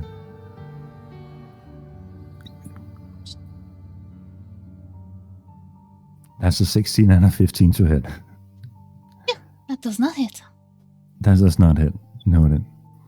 And that's I'm just targeting this other person and dodging. And as his bonus action, he's going to use that blood that is still seeping from him. And as he's swinging his spear, the blood sprays from him in a circle around him. And more so, instead of being a blood splatter, it turns into projectiles flying in every direction. So I'm going to need all of you to roll a dexterity. Aren't Well, you? not you, Paluna, but Reginald and Valentina to roll dexterity saving throw for me. Oh boy. Oof. 18. Oof. Lord Reginald, the blood seems to be scattered all over your face, but narrowly manages not to hit your eyes. because he's wearing And you, glasses. yeah, good reason. And you take half of 20. What? Ooh. Oh. Ouch. Valentina, you take a full 20 damage, and you are blinded for 1 turn as the blood seems to hit you in the eyes as you spin it around. That's bad. Can I just wipe the blood off and lick it? You're currently busy holding on to. Right. Yes. And I'm going to need you to roll a concentration check on your Spirit Guardians, which is a 10 or above. I imagine you can do that with advantage and a plus $1 billion. Constitution. 17. You manage to maintain concentration on your Spirit Guardians. Easy enough to do. And then it is the crazed sister It takes damage from the Spirit Guardian. who takes damage from the Spirit Guardian. Do you want to roll a new roll, or do you want to use the previous one? New roll. New roll. 20. She's going 20. to make a wisdom saving throw. That's in at 20, so that's half. Mhm. Takes 10 points of damage. And in that They don't moment, take she's... kind of double damage because they're all like undead and necrotic schmucks. No, they're more so Damn. human than anything. So in that moment, she's looking around, seemingly with her darting eyes and confusion and desperation, not pinpointing exactly what happened and who caused this effect. She's going to claw at both Lord Reginald and Valentina at the same time. Valentina, she has advantage on you because of the grapple, but you're leaning into her attack. How kind of you. That's still a 16 to hit. And on Reginald, that's also a 16 to hit. That misses. That misses. Yep. Yeah. As a bonus action, she's going to attempt to charm Lord Reginald. Her eyes glares pink, rose red again. So I'm going to need Lord Reginald to roll a charisma saving throw for me. Yes. You're very good at those. A gentleman of your fine age. Yes. I love the ladies. What is a dump stat and why does it say charisma? There you go. All right. Now Lord you Reginald, hunker. please roll a 1d4 for me. 1. Become hug. You just turn slack. You drop your blade on the ground and you're just staring at her, seemingly falling in love with her appearance. Oh no. This is not good. Valentina, at the start of your turn, before the charm effect vanishes from you, you take 4 points of psychic damage. It's that slightly pink and reddish aura seems to have crawled up against you, and it's now gnawing into you, which is also what breaks the charm effect, and then it disappears from you. Okay. Gonna need you to roll a Constitution saving throw. Or concentration check, even. It's the same. 19. You definitely maintain your concentration. It's the start of your turn. What do you want to do? Okay, so I'm no longer grappled.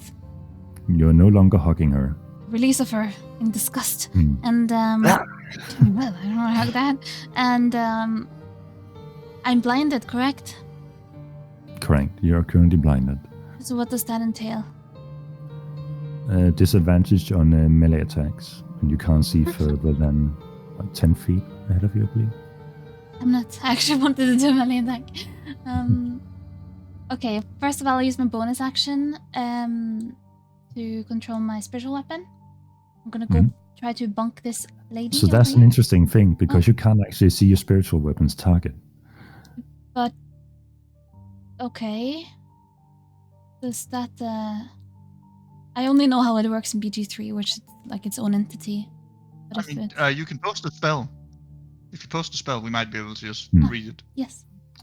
Considering it isn't a creature, I don't imagine you can like command it. Maybe you can command it to swing relentlessly at anything nearby it. But Where is it? Just command it to start spinning around like a Beyblade. Just like. It decapitates Arkham. Just spin it. Just sort of see this massively nat 20 thing spinning blade just coming creeping towards Arkham. Drain faster! Oh, I just looked it up. It doesn't specify that you need to see the target that is sitting as long as you are aware of the presence of it, so to say. And since it's not hiding from you, you can still bonk it. So yeah, your spiritual weapon bonks. Okay, let's see if it hits. And this she- time. Big bonk. And here's -2 AC because of... No, this slows down. No, it's gone. 27! I believe that hits. Hell Which also means yes! he needs to do a concentration check. Just starts casting your spell, gets out of slow, just sees the maze. Yeah. Spiritual is 8 force Flowing damage. towards you. Alright. Very Concentration good, very check. With a solid 21, she maintains concentration. Alright. Now, I still have my main action. Disadvantage on melee.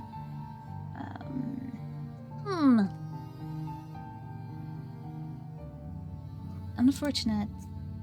Oh, I will upcast Cure Wounds on myself to level 3. Alright. Easy enough to do.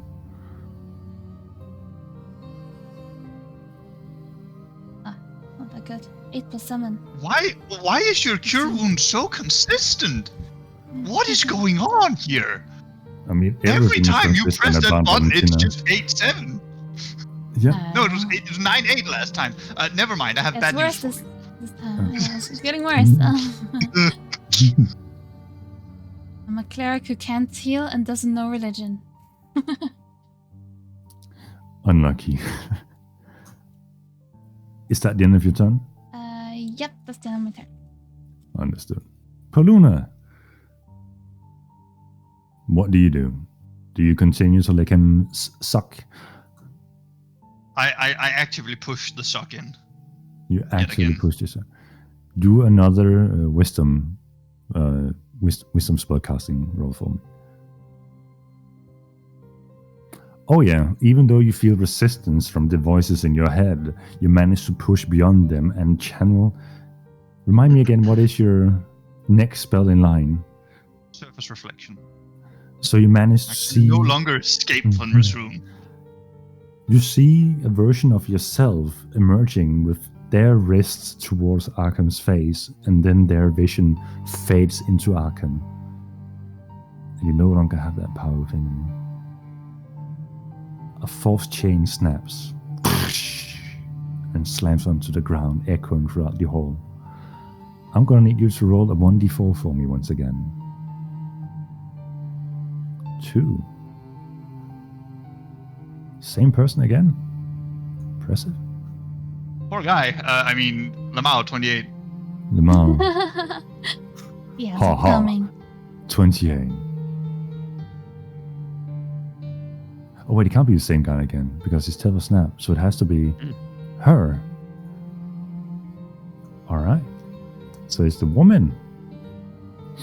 Which one of Okay. them? Oh, that one. The one who is currently still maintaining concentration on something. Lamau, Dave 14.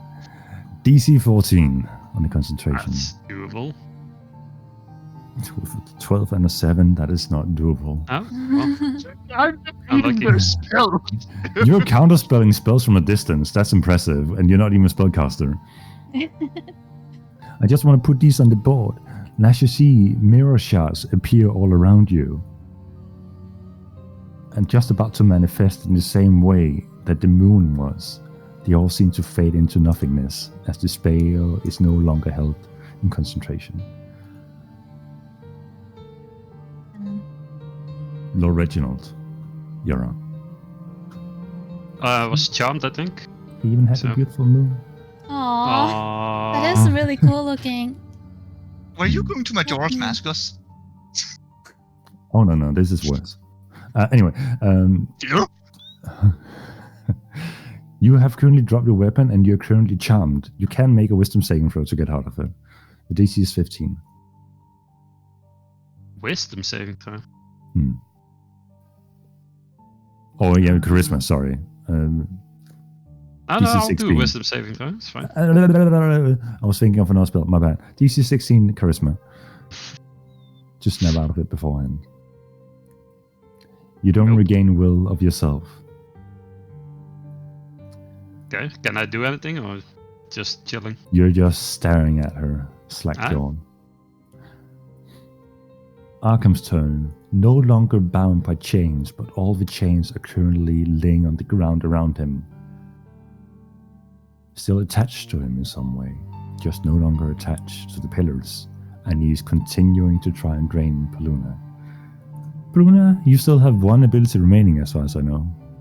I have 2. 2, okay. I have Coin of the Shattered Wisdom. Right. Walking the Abyss. Would be ironic that the only thing you walk away with is your water walk.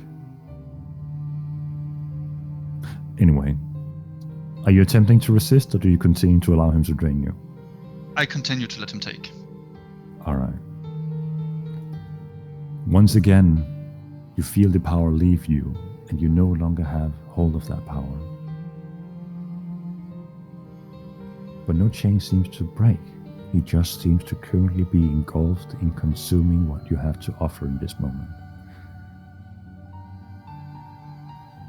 Make a perception I check. just whispered. Yeah. 18. As you're currently being engulfed, consumed by Arkham before you, you notice that none of the chains are attached. He could technically in this moment get up and proceed to walk. And out of the corner of your eye, you swear you see one of the chains move. Not like as in being pulled, but slightly sway from side to side on the ground. At the end of Arkham's turn, we now have... I will whisper him, take the last of such divine power within me. You are free. Alright. Noted. It is now the vampire's turns once again, and at the start of the turn, I'm gonna need one of you to roll a 1d8 for me. Oh, by the way, isn't she technically still tethered?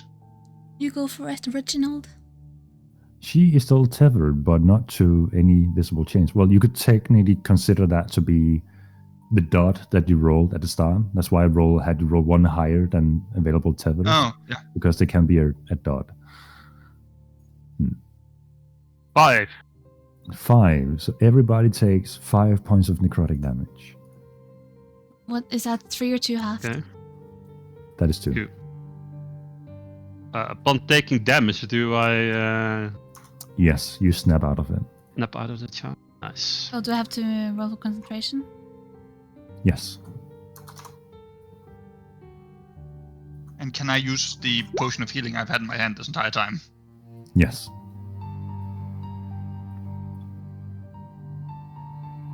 You did ready it in case you took a certain amount of damage, so yes, I will allow it. See, Valentina, that's how you roll healing potions, okay? Damn it.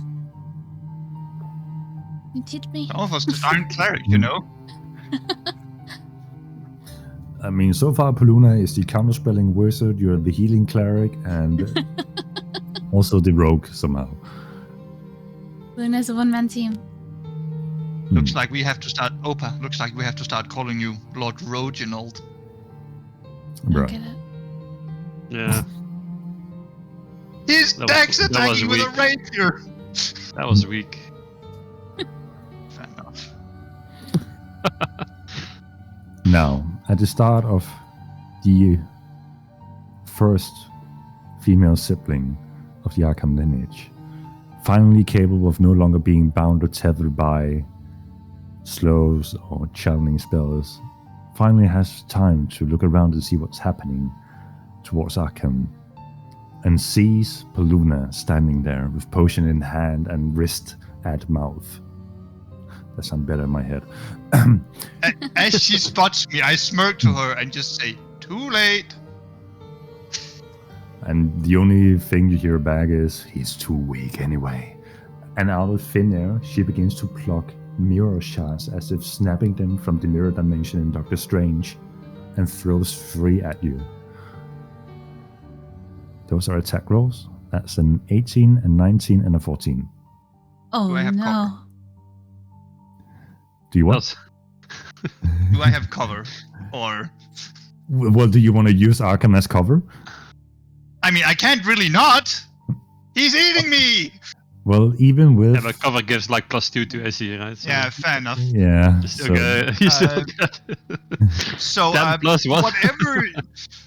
whatever is going to be the Sure highest there. damage of these is going to be uncanny dodged. and uncanny dodge, is that full evade or halved? That's half damage. Okay, so that's a But, 15 halved to 7. Okay, yeah. That's a 12 19, yeah. and another 15. 12, 34. 19, 34. And that brings me to solid 8. And I'm gonna need you to roll a wisdom saving throw for me.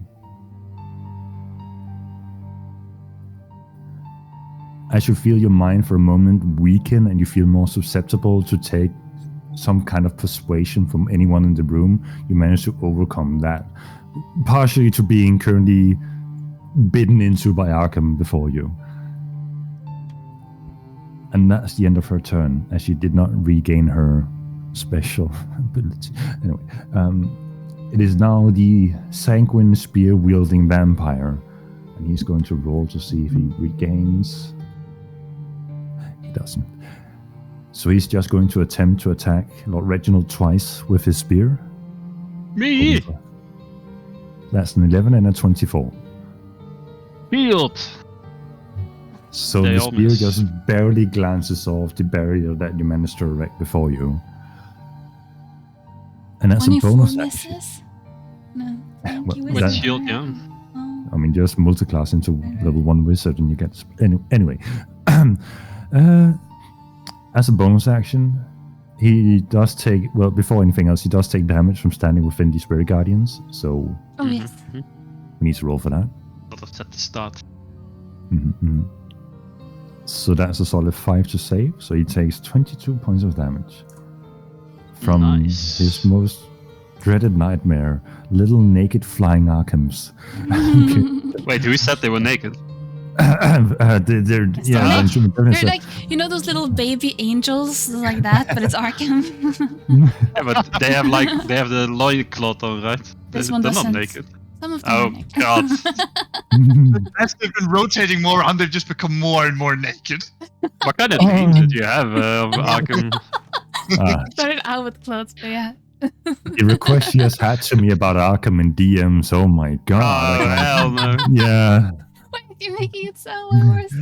Mickey, can you Be please writing, describe like, to me fanfic what and Arkham make it, looks like? Yeah, so I can make him in Baldur's Gate 3 and romance him as my dream partner? Oh my god. Be Yeah. honest, what kind of mods have you installed? You are Yes, asking the wrong question. What kind of mods does she not have installed? Anyways, it was a good session, guys. That's a sending session early. Well, at least we should be happy that at least she stopped worshipping Astarion then. Now it's Arkham instead, who's less of a manifested person, right? True. Oh no, wait, what? Can you romance both the Emperor and Astarion? Not that I know or Oh anything. no. Oh That was the fast no. of answers. That was Rewind. Yeah, of course you can. what we call a Freudian slip of major proportions. That was way too fast. Oh no. And the 3 vampires just lie down and die. They've had enough. No. Die of cringe. Yeah. They just fall down. Okay. As a bonus action, he's going to disappear into shadows and reappear next to his sister of Oh, the shit. danger zone as he casts Misglide. Whoosh. And now it's the crazed sibling. Do you want to use the same damage roll? Or do you want to roll a different one for Spirit Guardians? Let's do another one. All right. We'll with a 16. Was that the DC? Yes. Meets it, beats it, so she just barely succeeds and takes 10 points of damage. Succeeds. Succeeds! Succeed!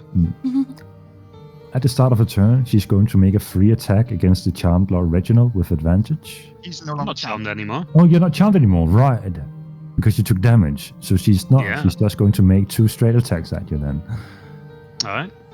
Because she's AC super is straight. 25, so. Oh, that's a 23 and 21. Yeah, that misses. And as a bonus action, she's going to try to allure you once again. So, Oh no. DC 16 charisma. Ah. One day. You got it. Never mind. Never mind. Roll a 1d4 for me. 1. Same thing happens again. If you had a weapon, you would have dropped it, but you just turn slack, staring at her. Let me play the infatuated game! Just standing here doing nothing. Standing here, I realize. Valentina, at the start of your turn, you're no longer blinded. Okay. I will attempt to bite her. All right. That's kinky. Oh, no, this is Hey, Never you're mind. not charmed anymore. So you bite Lord Reginald instead. All right. I felt like a snack. Yo. Your name Arkham? So I missed, and I'll use my I don't think you have a in your arsenal. Can I walk up to here? I mean, my spirit guardians follow me. Yep. Damn it. When math is not your strong suit. I'm gonna risk it. I'm gonna walk over here. Okay, so that's an attack of opportunity. Mhm. Ka-ching. That's a 23 to hit. No. Yeah, that hits. That is a 18 points of damage, and because you have been charmed by her before, you take an additional 2d6 points of damage, That's fucked up. as she has now figured out your flaws and strengths. So that in total is 25 points of damage. What type of damage? 10 slashing, 8 radiant, and 7 necrotic. 21. Thank you. 21, 1. So And that is concentration. that's with the haft included. Yeah. Yeah, That's that was why I with the did the math. necrotic haft. Okay. And then I roll for concentration. It's just a 10 or above. Easily managed to succeed. And as you bring your spirit guardians into the range of the other 2, I'm going to need you to roll damage. One rolled a nat 20 and another one rolled an 11. All right. So he takes 14 points of damage. And she takes a full 29 points of damage. All right. Bonus action. Spirit Huh? weapon. Okay, I'll allow it. Why wouldn't you? Because you have already dealt so much damage. No, Yeah, but I just walked. That's what I There's not the ego of that. I dealt damage just like walking, bitch. Wait, why can't I bring up my character sheet? Hold on.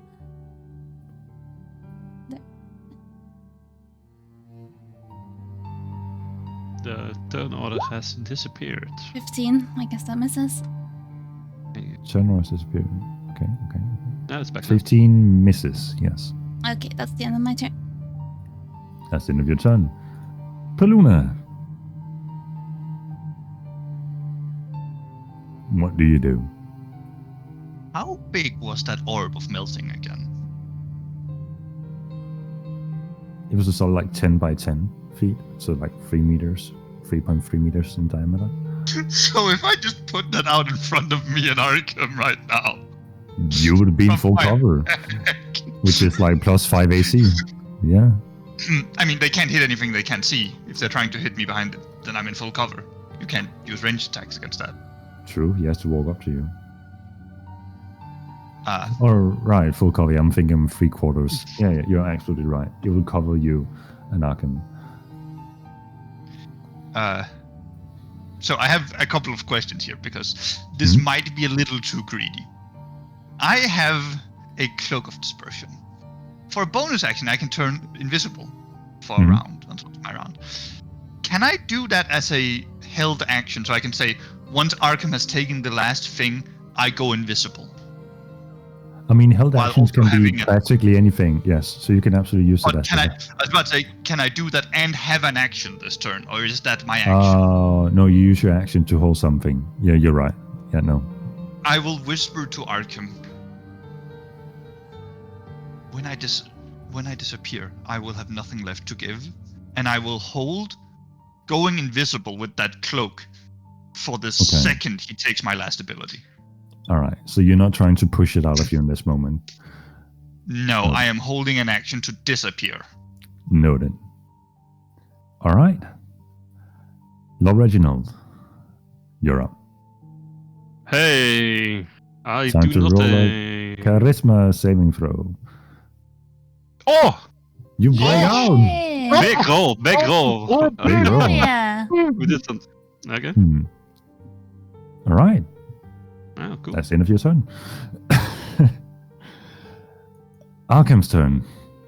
Baluna, you feel no sense of him agreeing or disagreeing to your proposal or your words in any way. You just feel that the last sliver of divine energy within you being sucked out of you. Yeah. And he's still holding on. The abyss is gone. Right. I mean, I nonetheless go invisible. You turn invisible, but you don't feel his grip loosen on your wrist. We are allies.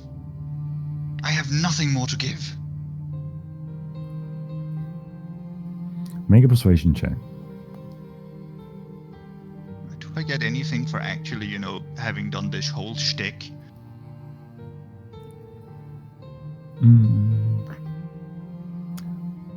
15. You decide. 15. You feel his bite loosen on you, and you feel that you have the ability to move your wrist away, should you want to. I just drop to the ground. You just drop to the ground. Invisible and flat. Noted. Hiding behind the person that you just... Nice.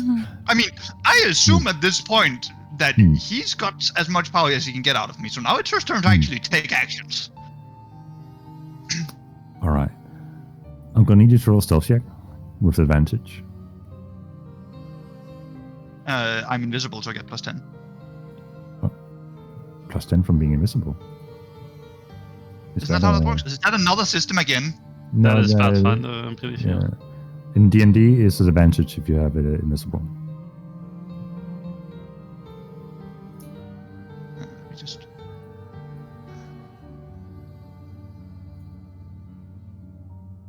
Yeah, damn it. Just advantage. Oh well. Highest of these two. I think 29, you feel fairly safe, even though you land with your chest upon this pool of blood, and there's a clear outline if anyone cared to look for you. But seemingly all that happened without anyone taking notice of the splat sound as you landed in the pool. All right. At the start of the vampire's turns, the blood continues to drip from the ceiling. I'm going Take to roll. damage from the Spirit Guardian. Yep. Let's start with the blood because that's a subsequent thing. Not a subsequent, it's an independent thing after it was cast. So I need one of you to roll a 1d8. I will do it. My life depends on it. 8. 2. Nice. I am at 8 life, by the way. Sharp. Yep. Just want to point out that taking damage while you're invisible does break your invisibility, but you are still stealthed. So everybody takes 2 points of necrotic damage. And all the vampires that are friendly to the spellcaster seem to recover some health. And now, Valentina, you get to roll big Demacia on your Spirit Guardians. Yeah. As 23? every single one of them start their turn.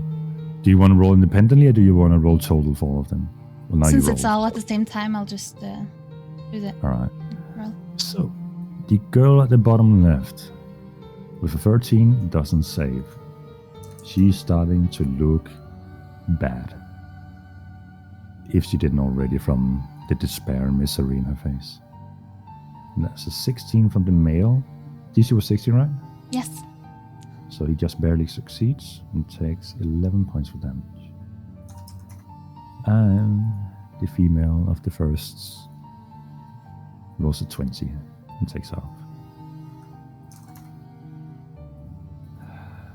At the top of her turn, the eldest. Let's see, what does she have left of fun things? She's currently looking at... Oh, I need to roll for her thing. Which she doesn't recover. Alright. She's going to, much like before, pluck 3 splinters from the air.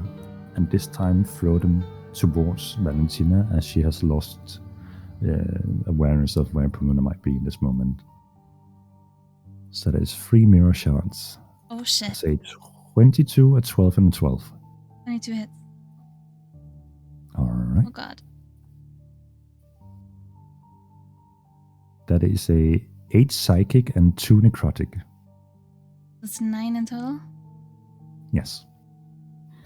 So first of all, I need you to roll a wisdom saving throw for me. Okay.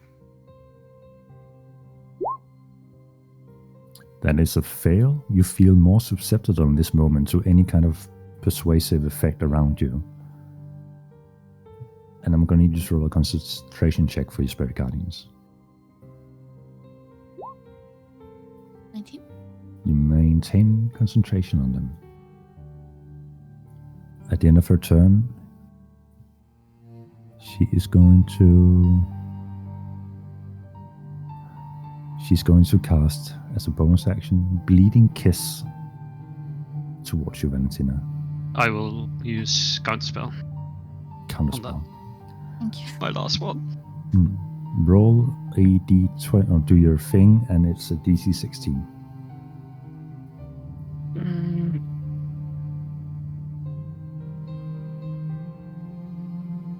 Plus. There we go. Nice. As you see 25. these red vampire fangs materialize in the air and starts to flow towards Valentina, the moment they're about to make impact, they seem to scatter. And the effect of some weakness overcoming you for a moment, Valentina, seems to subside quickly afterwards. Alright.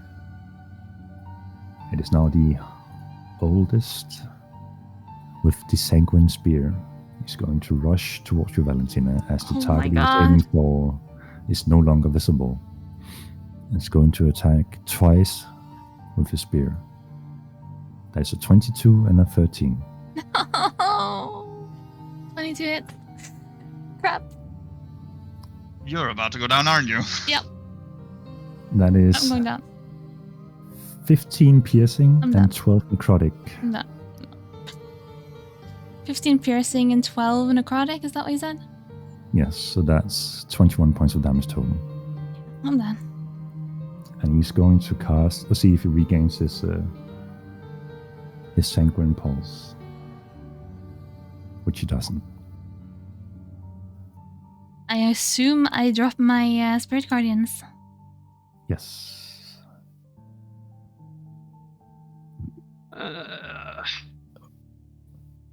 Fuck down, man. You know what you must do. You must do what wizards do in this situation. Become a cleric. Fireball. What? I kill Valentina? Yeah, sure. That sounds like a good plan. And it is now the crazed sister's turn. Looking at the recently uncharmed Lord Reginald, she's going to make 2 claw attacks at him. Alright. It's a 27 and a 19. Sure. 1 hit. That is 9 slashing and 8 radiant. And because you have been charmed before, it is an additional 4 points of damage. So that is 21 points of damage total. Oof. And does That is not good. She no longer has any charms left, so that would be the end of her turn. Valentina, at the top of your turn, I'm going to need you to roll a a death saving throw for me. 10 and above, you succeed. 7 and below, No. 10. Yeah. There's one failed death save, Valentina. Sorry? That is one failed death save. Yeah. Paluna, you're up. Paluna is going to put an arrow in her with advantage. With advantage and sneak and triple advantage and omega advantage. Great. That's a nat 20. Do you want to roll just additional just to see if you crit twice? Come on, do it. Do it. I bet. This is the additional one. I did not try it. Good to get that one out of the way. Yeah, I know, right? So that should be...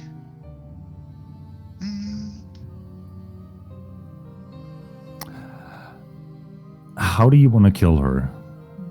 It's just like Lord Reginald locked in melee combat with, and then there's just like a thunk, a little line through her head and it just explodes.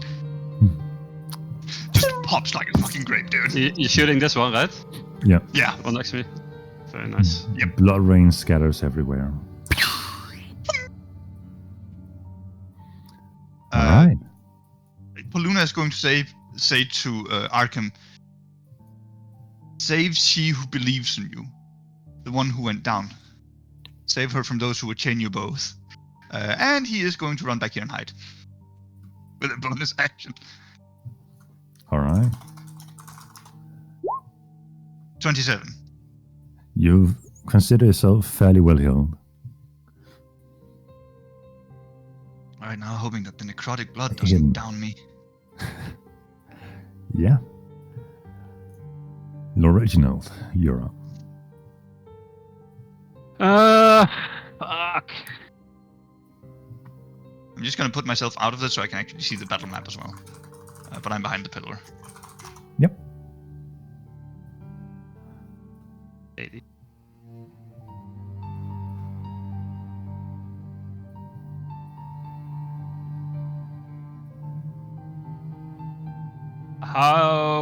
Where is the blood from the ceiling?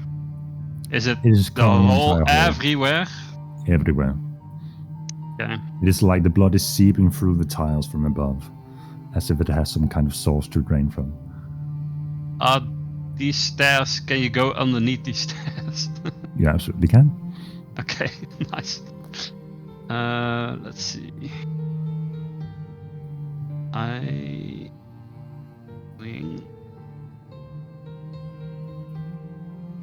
nice. I'm going to run underneath these stairs, hide there, Sorry.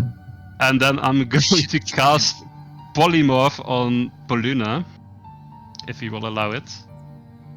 Can you see him? Is the question. Well, if he's dodging behind the fucking thing, then maybe You're not. dealing with a 27 on stealth, dude. Perception check. I will allow a free perception check to see if you can spot Paluna's 27 out of the sheer chance that you might roll on that 20. I want to see this happen. I just want to see this old man correct his... No, never mind. Never mind then. Okay, I won't see Paluna then. I hope you died to the blood from above. I'm sorry, I'm hiding from the people who think I revived and unchained the god they kept in their basement. Okay, I will instead...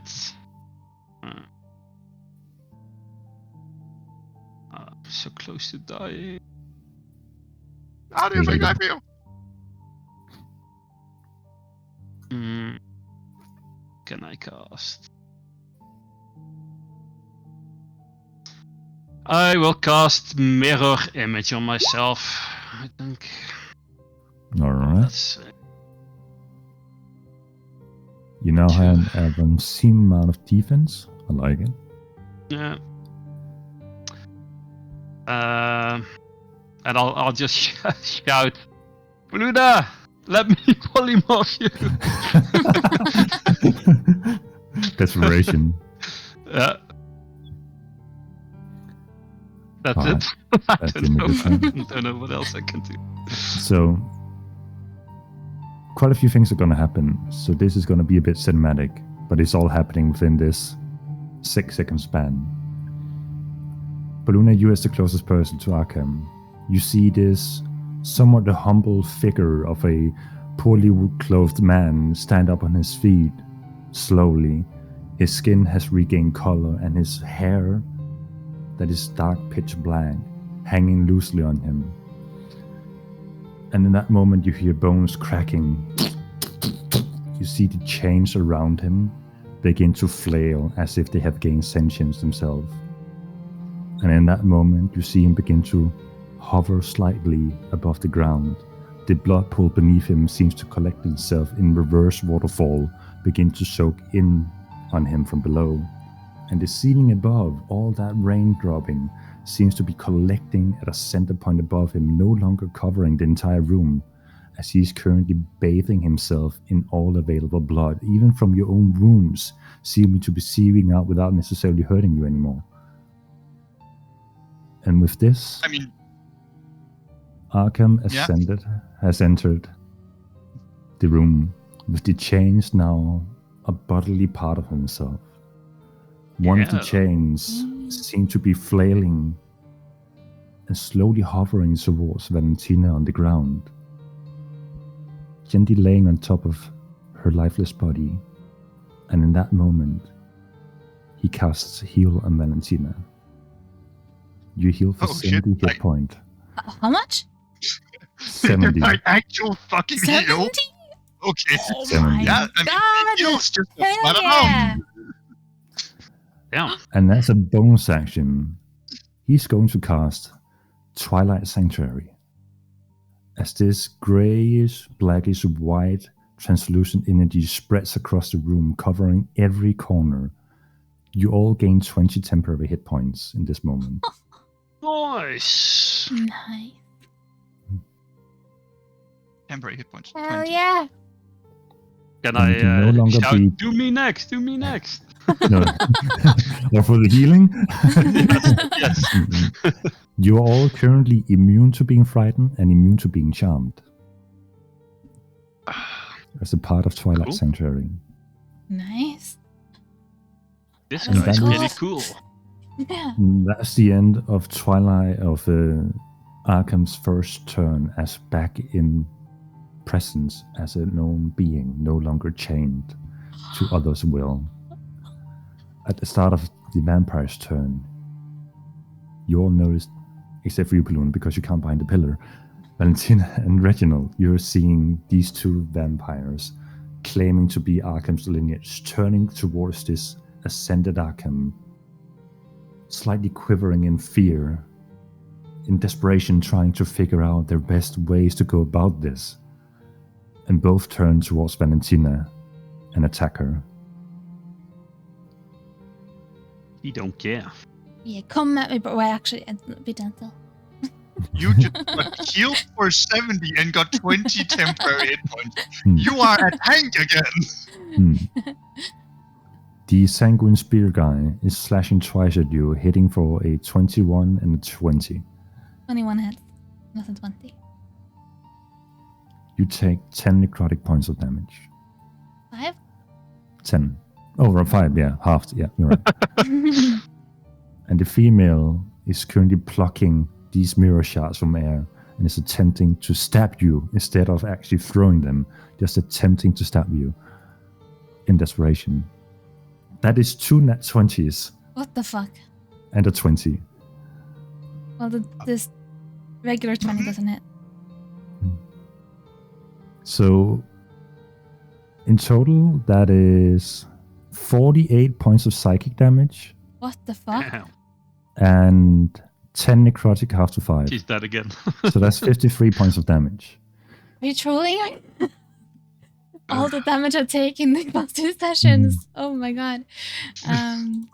This is the sign of desperation. You recognize something within them that you recognized in yourself in that moment when you became a Dhampir for the first time. To be fair, Seth, you have your god manifested right over there. That's true, that's doubt, even if they killed you, you would end up staying down. Was that 53? 53 total, yes. Sorry, I'm just really bad at math. You're fine. And I'm going to need you to make a wisdom saving throw. Isn't she immune to fear and charm? This is not the charmed effect. This is the... 1 second. I'm just still doing Reduced. that. 70 minus...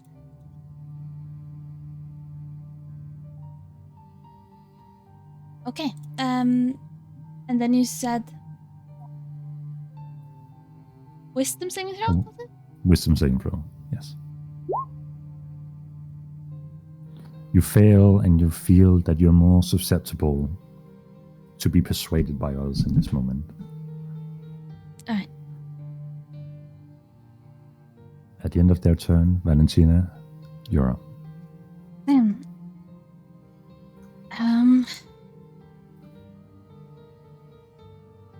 I'll just look over at Arkham hovering. I assume I can see him, right? Quite clearly, yes. You feel a strong connection to the person across the hallway, and despite the darkness, you still see him clearly. And you also have night vision, dark vision. So Look at him and my face just lights up and I feel inspired, and I look at the vampires who just beat me up, and can I just scream at them, and I will cast a level 4 Spirit Guardian. all right. Ba-ba-da-da. I was low-key waiting for the spell effect to pop up from you, but then I remembered I'm the DM, and I have to do it. All right. So that's a DC something. 16 DC. That is a 3 and an 8 to save. So I believe they take the full damage, Yes. if it's not entirely crazy. We'll take 16. And is my spirit weapon still up after I was down? Yes, it's not a concentration, so that stays until you're dead. All right. Time to bonk. Bonking I'll doesn't go for lose. the woman, All right. because I hate women. I'm just kidding. Based. He's the closest target. That misses. All right, end of turn. End turn. Space. Paluna, you're on. So I was just popped out behind the brazier so I could see in thing. I'm still back here, but Mhm. Bruno's gonna step out. And which one of these two schmucks is looking the most hurt? With your perception, you would notice that the man on the left or your right, from your perspective, is severely more wounded. And since I assume my stealth succeeded with a 27, he gets A sneaky weak. the old Unga Bunga. Hold on. 21. That is 27 points of Good old damage. 27. We like that. Not bad, not bad, not bad. He seems to And- be very close to the end of his life, staggering, Well, holding Luna onto his is- spear. In just absolute stealth that dude fashion, he's gonna try and pop back into stealth behind the pillar.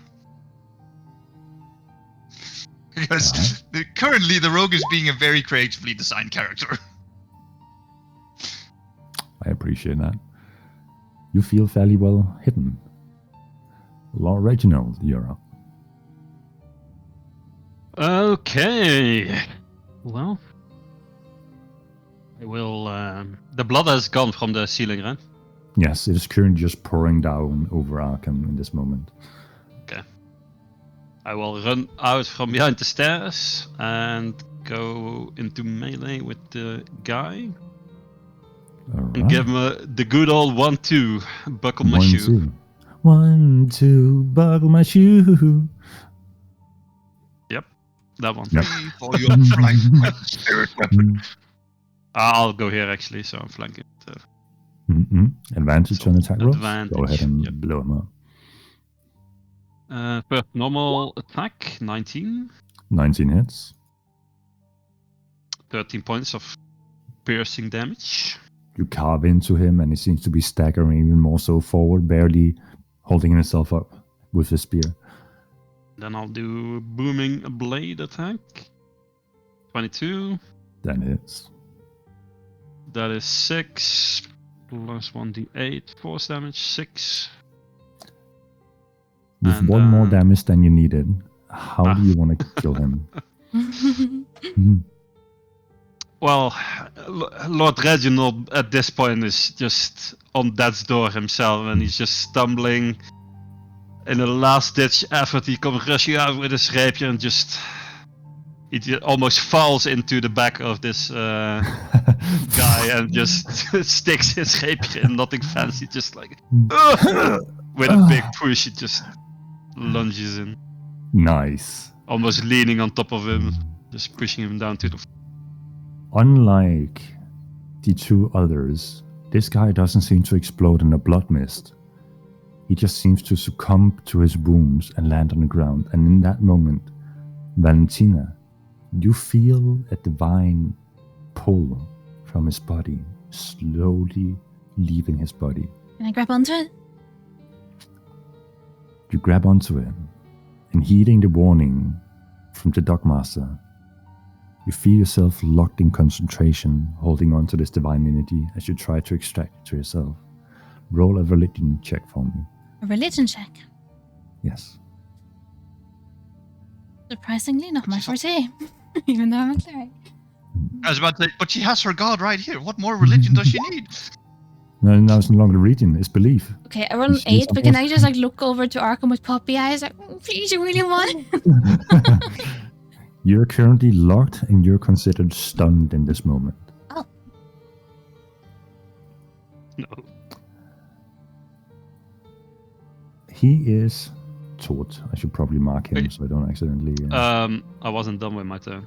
Just saying. Well, not too bad, you skipped. No. Yes, go ahead. I'm gonna use the daggers to deal some damage to the lady. Don't forget all the single ladies.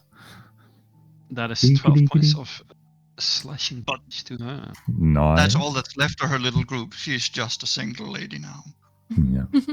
Unlucky. So, is that the end of your turn? That is the end of my turn. Noted. Remember to hit spacebar to skip turn. I can't.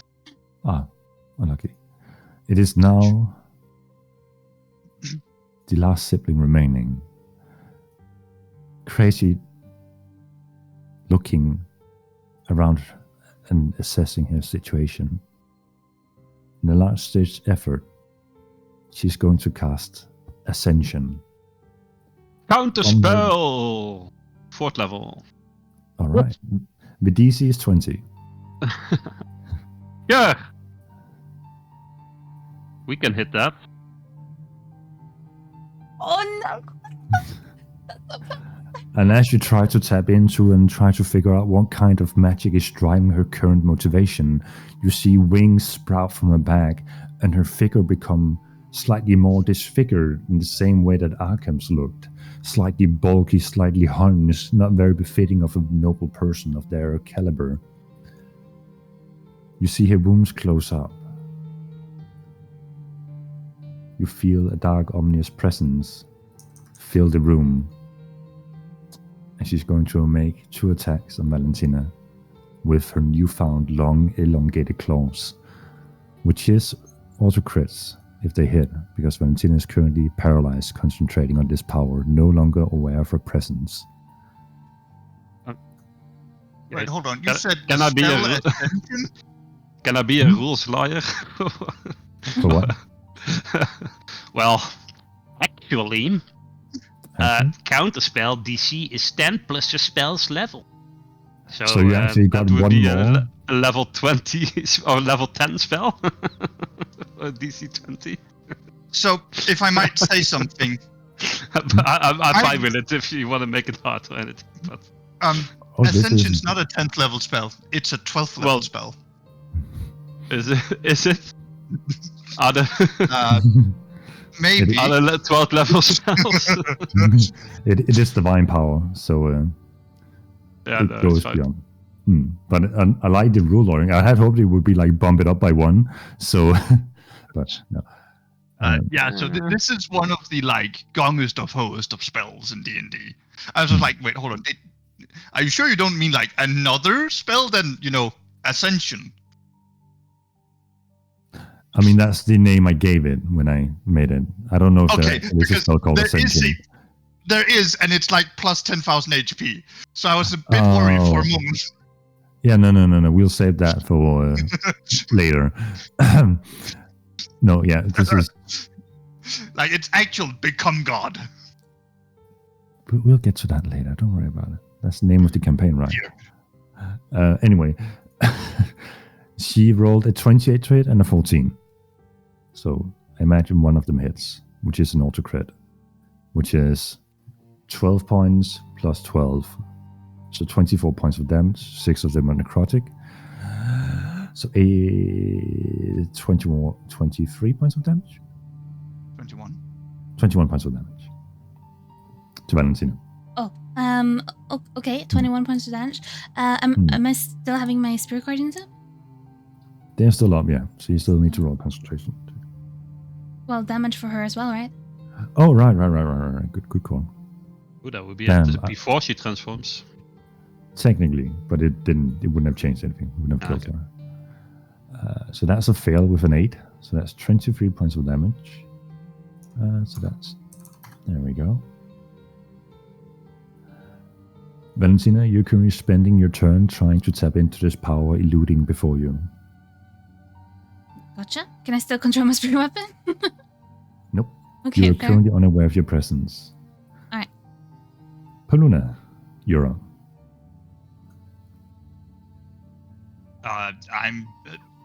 Don't know if she sees me. Do I have advantage is a better question. What did you roll for your stealth? 20. 20? She doesn't see you. Wait, what? 19. 19 hits. Boink. 21. 21 points of damage as an arrow situates into her wing. And Paluna is just going to wildfire this. Did you say there was only 2 people in this rescue party? I cannot believe your downfall wouldn't be not paying attention to the people walking through your front door as he's going to try and hide behind the pillar again. Are you just provoking them? Or her? Oh, no, he's absolutely provoking her. Like, he is... He thinks this is a W. And is absolutely up for talking large amounts of trash. Noted. Lord Reginald. You're on. Yes, I will do the stab and stab. I'll move. Yeah. It's impressive you're playing a wizard, but I feel like you're playing a fighter. Yeah, well, I am. It's funny, right? The rogue is at range like a wizard. The wizard is absolutely in their face like a rogue. For some reason, the rogue has the lowest AC and the wizard has the highest. I am so confused. What is happening? First, the rapier attack, 20. 20 hits. 11 piercing damage. Nice. And then we will do a booming blade, 27 to hit. That definitely hits. That is 9 plus 8 force damage. And if she were to move, she takes another 6 ton. Noted. You're steadily cutting off one of her wings as they're flailing, seemingly out of control as she hasn't quite gotten used to her current shape or form. Is that the end of your turn? Oh, it's thunder damage, sorry. Yeah, I meant no. Yeah. You're not overpowered. You're just powered. Right. Yeah. Yeah. Sure. menacing force, but whatever. That's it. That's it. Noted. At the top of her turn. No, it's Arkham's turn. No, I'll. Did you Have delete the one wrong more guy off shot. the turn order? I knew Arkham has a initiative 11. Yeah. I have one more charge, but I'm not gonna expend it. So. All right. Arkham's turn. At the start of his turn, the Twilight Sanctuary refreshes on all of you again, including you, Valentina. You'll regain those 20 hit points, 20 temporary hit points. Oh, she, Miss Lonely fucking girl vampire stuck in the middle of all of us has to work for this. Mm-hmm. Arkham seems just to be indulged in the moment and enjoying the sense of freedom as the blood is falling from above, landing upon his skin. He does nothing for this turn. At the top of her turn, roll for Spirit Guardian's damage. Yes. I forgot to roll for concentration last time, so I'll just do that quickly. Yep. 21. You retain it easily. Damn, that Resilient and Warcaster is doing work, huh? Yep. Alright, 13. And she rolled a solid 1 on her save, so that's full damage. She's starting to stagger slightly, just trying to lean on the one remaining wing that still has some kind of strength in it. And she's going to attack you 3 times with her Shattered Mirror daggers. 19, 24, and 21. 24 and 21 hit. Alright. That is a 16 points of damage. I have rounded down the necrotic. And a 14 points of damage. So 30 points of damage total.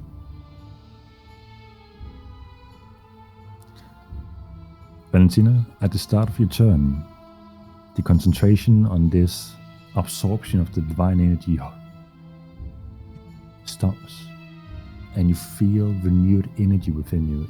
Energies and mysterious powers that are no longer out of grasp, but currently not tangible for you to tap into.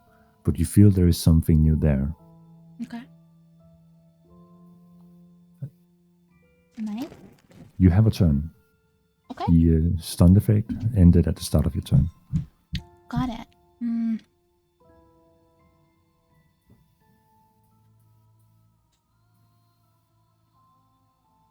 I'll start off with Spirit Weapon. 27. Definitely hits. Of course, it's 8 8 points. Yeah, no one saw that coming. I thought it's the same.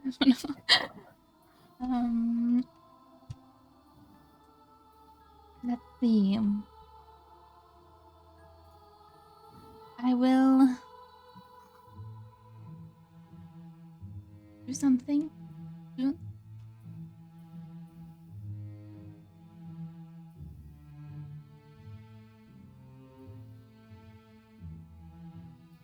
Can I?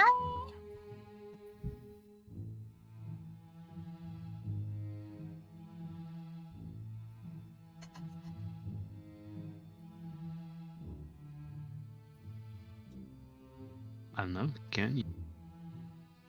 Did it seem like these guys healed from necrotic damage?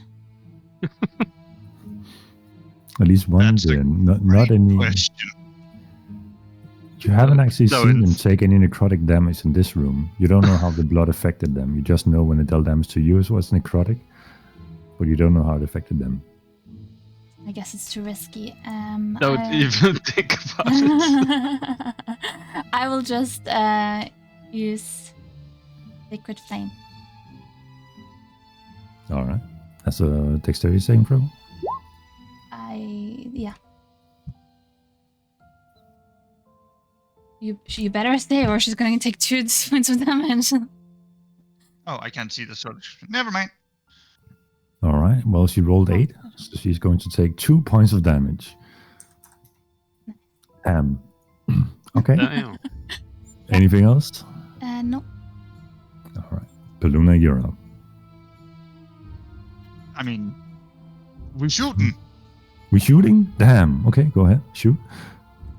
Oh, damn, that's a little bit too consistent for me. 21. I tried to 21 talk about hits.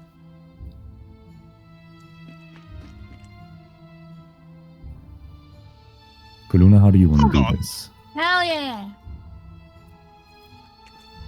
Such arrogance amongst all of you. To play God? Really? It is mortality that is powerful. As I let loose an arrow and just absolutely right between the eyes. It doesn't even go, like, it goes through, but the tail end is stuck through her head as it just rocks her banks. And she flies to the floor. The arrow, it paling itself into the floor. All With right. her head up from it. Graphical. I enjoy it. And unlike the other two that died previously in the fight, she doesn't turn into blood mist. Much like her brother, she succumbs to her wounds, falls onto the ground. And Valentina, in that moment, you feel a divine pull from within the body that is currently leaving it. I'm gonna try to grab onto it. All right. We're no longer in combat. So things unfold automatically. The halls fall quiet. The two bodies of the oldest of the Arkham lineage lies on the ground. Arkham is currently bathing in the blood from above. Valentina, Lord Reginald, Paluna, all severely wounded, trying their best to hang on in this moment where you might have a slight relief, a brief moment in time where nothing is currently threatening you. We are out of turn order, as Valentina, you just returned from your temporary trance, with newfound powers within you, just quite not tangible yet. I walk over to the stairs and just sit down and I walk and sit next to Reginald. And I just say, wow, we actually managed to pull it off. Am I like I tried to hold on to that other power? Is it something happening to me? Or can I move around? Like what's I mean, I kind of, you are free. You have managed to retain the power within you. Okay. As we are out of combat, it succeeded automatically. Okay, gotcha. And you feel a natural binding to the powers, unlike when Paluna happened to step into a being of light and lost conscience. You have something within you that connected with this power. You had something within you that already resonated with the power that they had. Okay. And out of fear for you ending up in a stunlock situation, I'm about to send you, maybe read it later, because it's... Okay. Yeah. I'll read it later. It's a bit. I do want to point out that if you don't have the level to use the spell slot, you can't use that function yet. You need to have the spell slot. Okay, gotcha. You just sent me an entire book. Nice. Yep. He does that from time to time. Casual book sliding into your DMs. Enjoy. So. I will, as soon as combat is over, I will start. I'll just look around for a second and then I'll start running up towards Arkham. If you start looking around, I'll catch your eyes and nod towards Arkham. Alright, gotcha.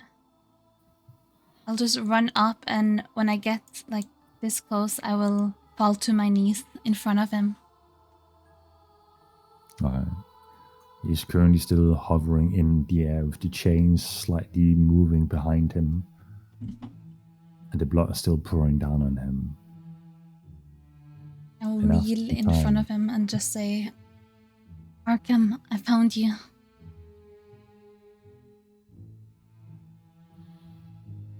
After some time, he slowly descends to the ground, and the blood flow from above halts. Not disappears, but seemingly just stops in air.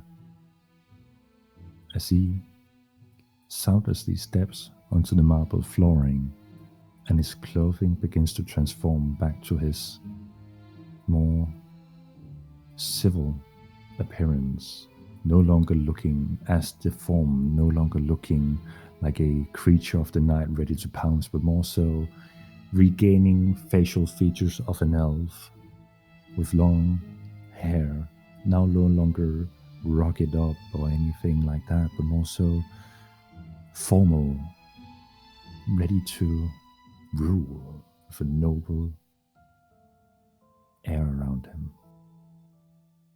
You feel the radiance from him of this power that you have been using yourself to channel your prayers and hopes and abilities.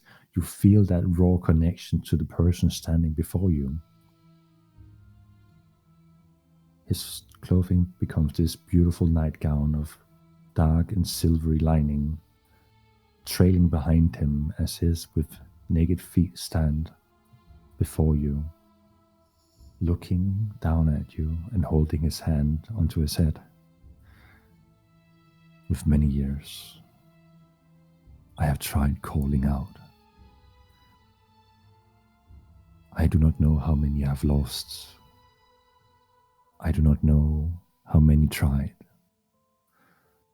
But of all who tried, I am glad it was you who found me. He looks around the hall, looking at your companions sitting on the staircase, looking at the corpses of long lost memories. While this should be a joyous occasion, we still have a long road ahead of us. I am not entirely aware of what has happened in the outside world. I have been stripped of my senses, stripped of my free will. So I will need your aid in my judgment. And he looks over again at the two sitting on the staircase. I will need all of your aid in my judgment in the time to come. Your contributions, your aid, and he nods towards Paluna, and your sacrifices have not I gone respectfully unnoticed. nod back. You hail me as a god. This is not quite the truth. The story is long. The story is troubled with flaws and corruption. But I am one who holds hope in those that I create, in those that I aid.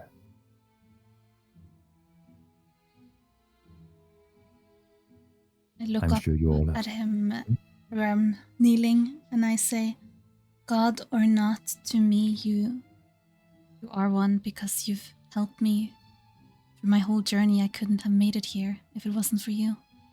And my companions, of course.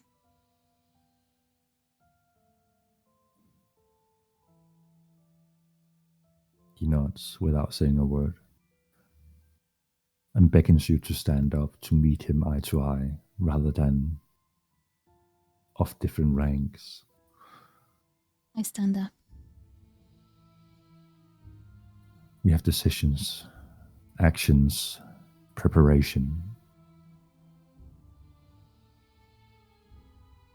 He begins to walk through the hallway towards Paluna and Lord Reginald,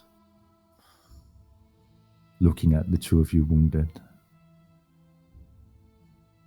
The chains have subsided within his robes, and he holds out both his hands on each shoulder of yours and casts heal on both of you, restoring 70 health on each. Oh, thank you for that. I am the one to thank. We can talk it out when we've got the time. Is this a good time to bring up the invading force? I am aware. Anything you Fantastic. Anything you need to know, we're at your disposal. Just can we avoid like massive amounts of killing when we get rid of this invading force? Now this is where I need your judgment. I have not seen the world for many years. I do not know what the gods have in store, what awaits me when I exit this castle once again. I need help.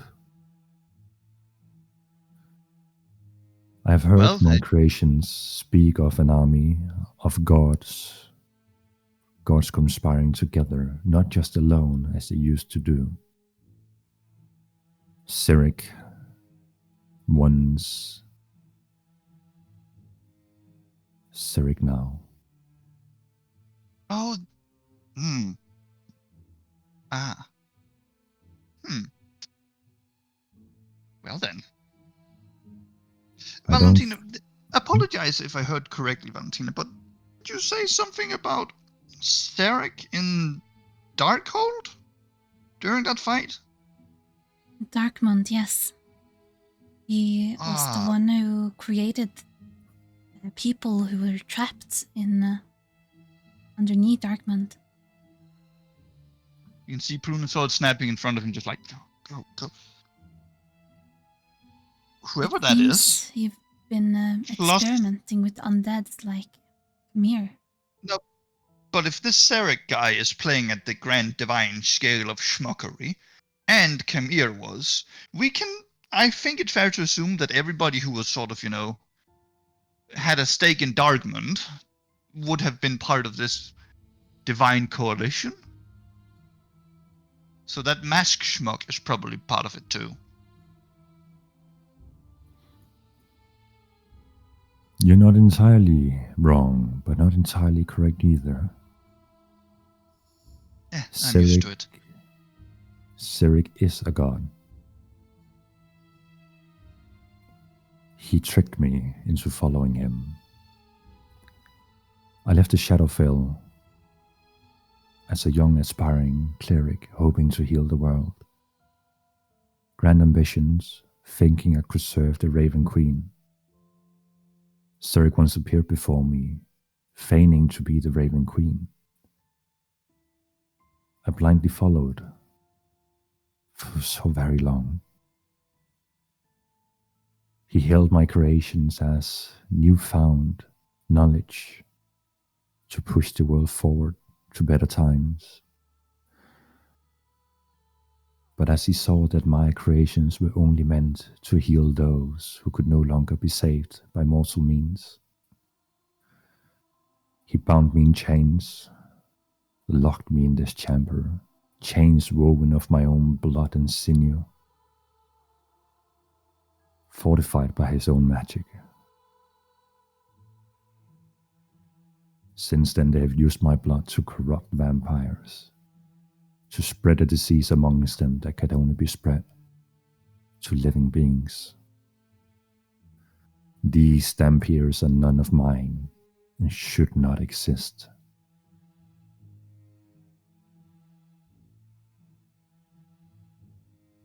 Luna just takes out his notebook and starts writing down. It's making so much sense now. Although I have sympathy for the Dhampirs. Maybe they shouldn't exist, but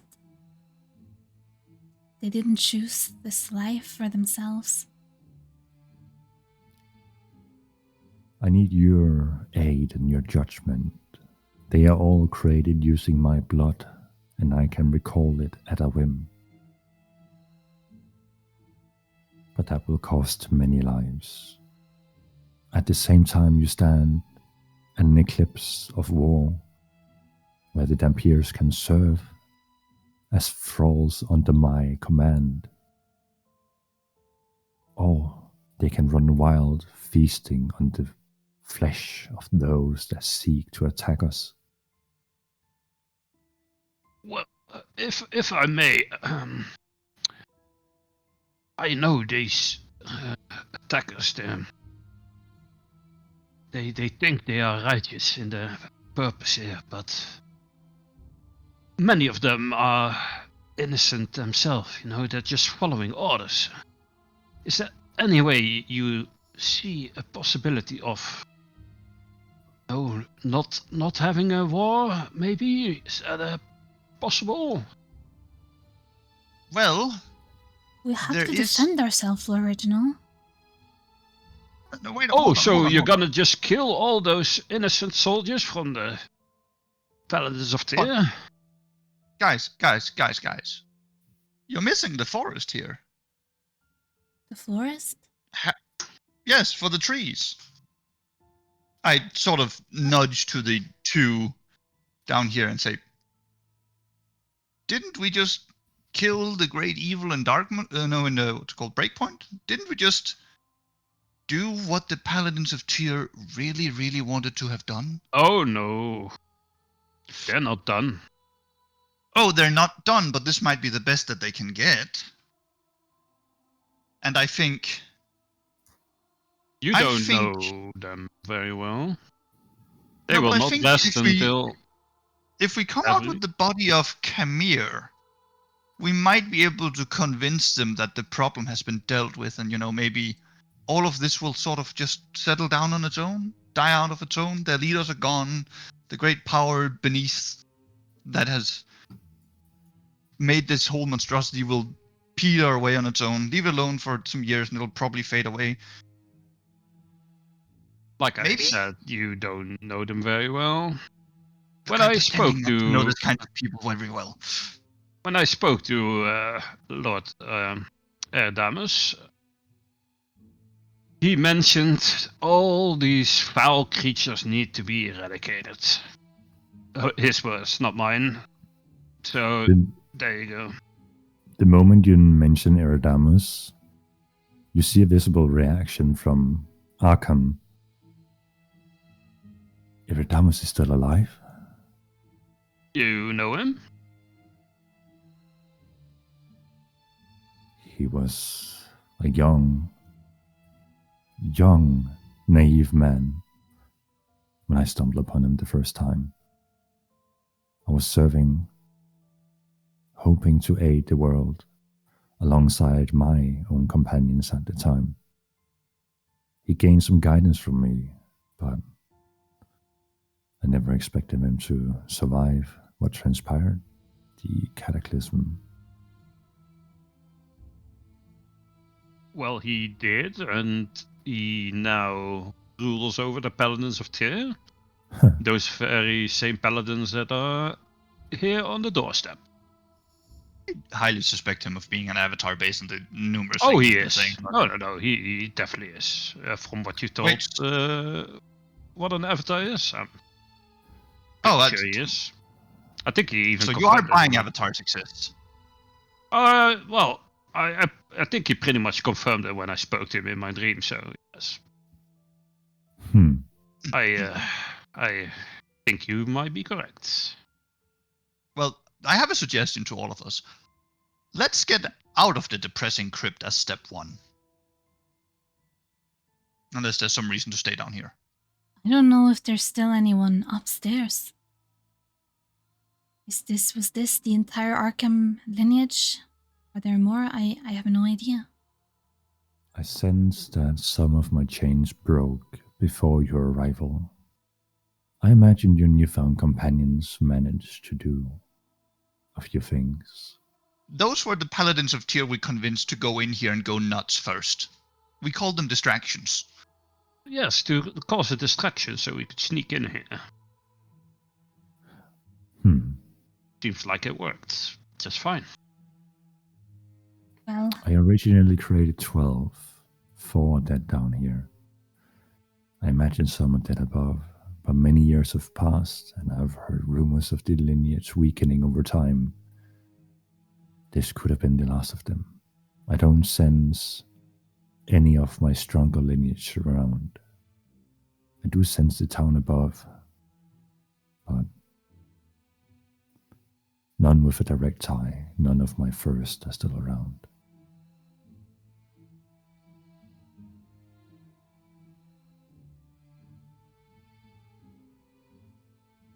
So, And we're sure we can't, make a grand show. Some kind of... Well, not a bluff. Actually, no, yes, a bluff. A bluff of a big change having happened in the Citadel that is awe-inspiring enough for the Paladins of Tyr to back off. Valentina, Yes. while Poluna has contributed much to my freeing and much to your survival, I need your advice. For now, I see 3 ways to go about this. I can reclaim the blood instilled in the Dhampirs, killing each and single soul that has suffered, but suffered the hand of Sirik and his corruption. I can step forward and serve as a warning for the Crusaders. We're meeting Lord Reginald's wish of not shedding any blood of those young men who still have a life to live. Secondly, I can stand between the armies of the Dhampirs and the Crusaders, trying my best to either negotiate or fight on the behalf of Dhampirs, knowing well that many will run loose, fight and lose their lives.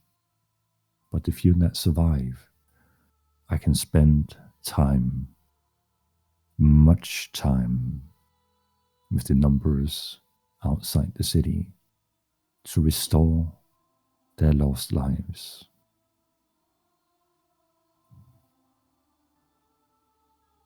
Or thirdly, we abandon. Bring me to Darkmund, and I will start anew, rebuilding the vampire race in my own correct image with your assistance.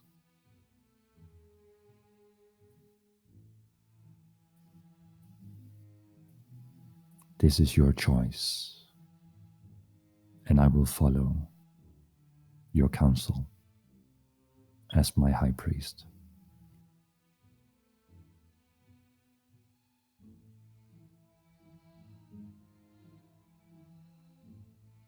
Right. I need to think on it for just a moment. Seek counsel among your comrades.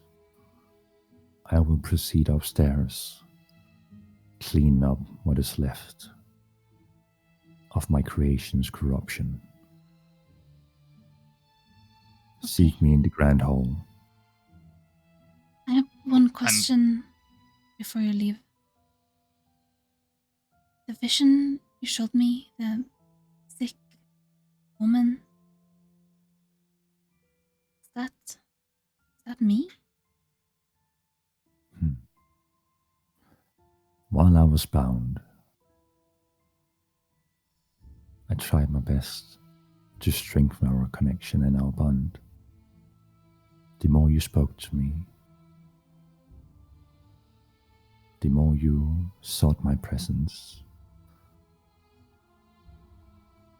the more secure I was in my choice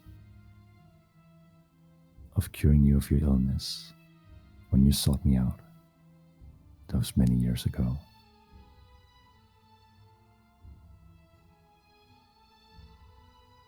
I smile at him, like faintly smile at him, and I just say thank you.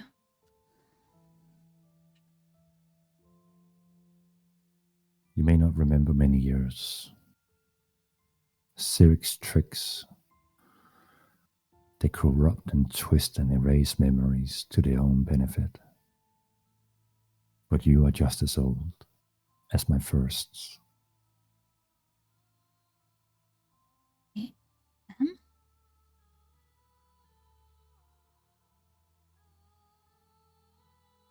Now,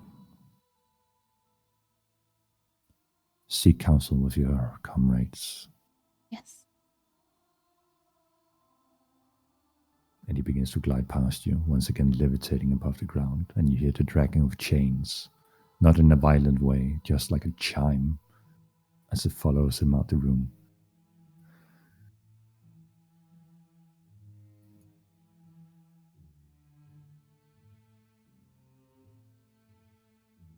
Well, you know, Valentine, I'm gonna say I never expected us to make it this far. just one wild gamble after another. I can't believe what just happened. I look over at Paluna. How are you feeling? Honestly, better than I have been since I stepped into this beam of light. It's gone. That was the sacrifice I gave to him. Thank you. It's better that way. I was going a little crazy there for a moment. You Don't were think it acting seem, very slightly off. weird these last few days. Well, Well, the power came with the downside, I can tell you that much. Whew. Well, thank Valentina, you, both of you. I can't believe we made it this far, and I couldn't have done it alone. You're welcome. I sort of expect you will repay this favor. We've provided you with the right decision. Yes. oh, and Reginald, one thing. Yes. Congratulations on achieving one of the many types of immortality. Perhaps the Okay. most boring kind, though. What do you mean? Do not think you're going to leave this place without going down in the annals of history of an entire race. We'll see about that. Also, Well, I believe we need someone you to can- tell the story. So. this is true, and I am hell-bent on us making it out alive. So am I. But what do we do now? I understand. Maybe you think Well, killing I off see all the only Dampiers is a good idea, but one reasonable option. what do you think that is? Well, obviously the first option. We relieve these poor people from their cursed lives, give them a merciful ending, and we prevent a big war at the same time, saving the lives of all the innocent soldiers that are just following orders. Hell, you could even combine option 1 and 3 if we're feeling insane and, as that happens, skedaddle to Darkmond. And you would be okay with having vampires in Darkmond? I would be okay if you could advise Arkham.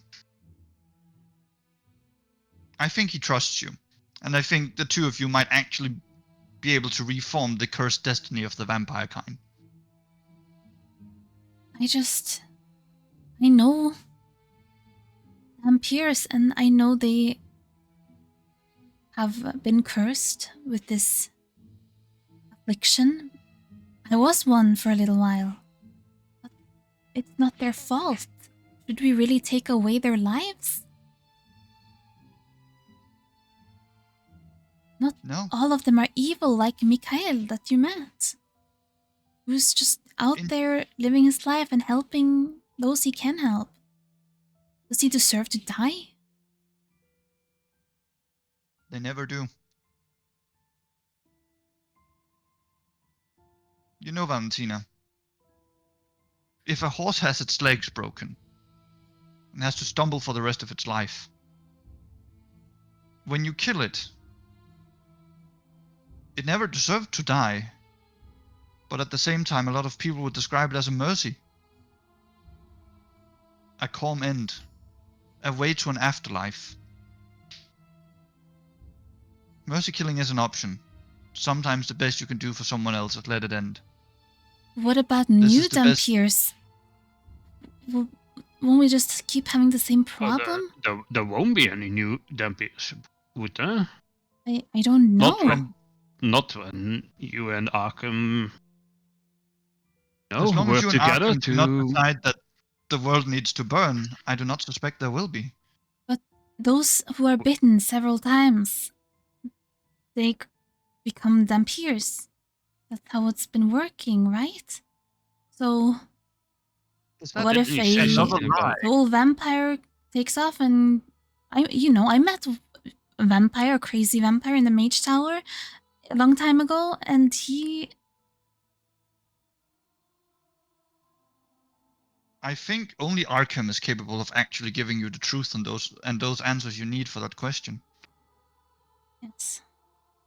Your entire race has, for a lack of a better term, been lied to for millennia in an attempt to hide what's really going on. It's horrible. Did you hear what he said? I was one of his first creations? Is that what he said? That I was old? I don't think that's exactly what he said, but there's a lot of details. I would recommend absorbing them at a slower pace when It's we just have a the lot time to and there's take less in. chaos. Yeah. Yeah, it is.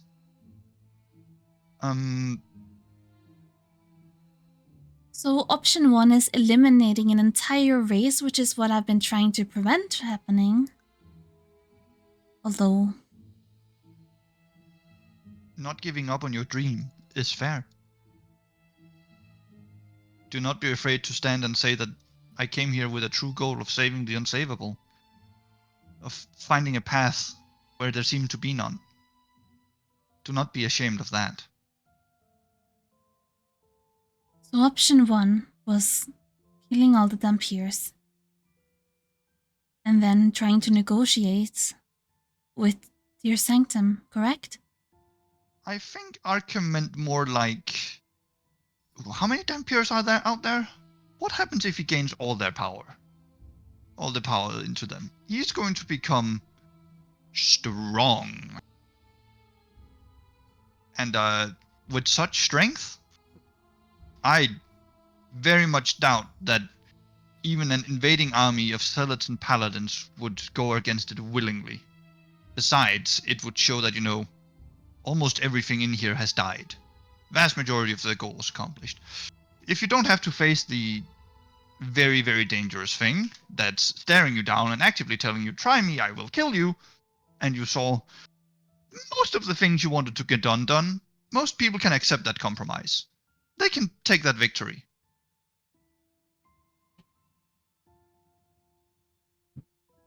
Even if they're zealots.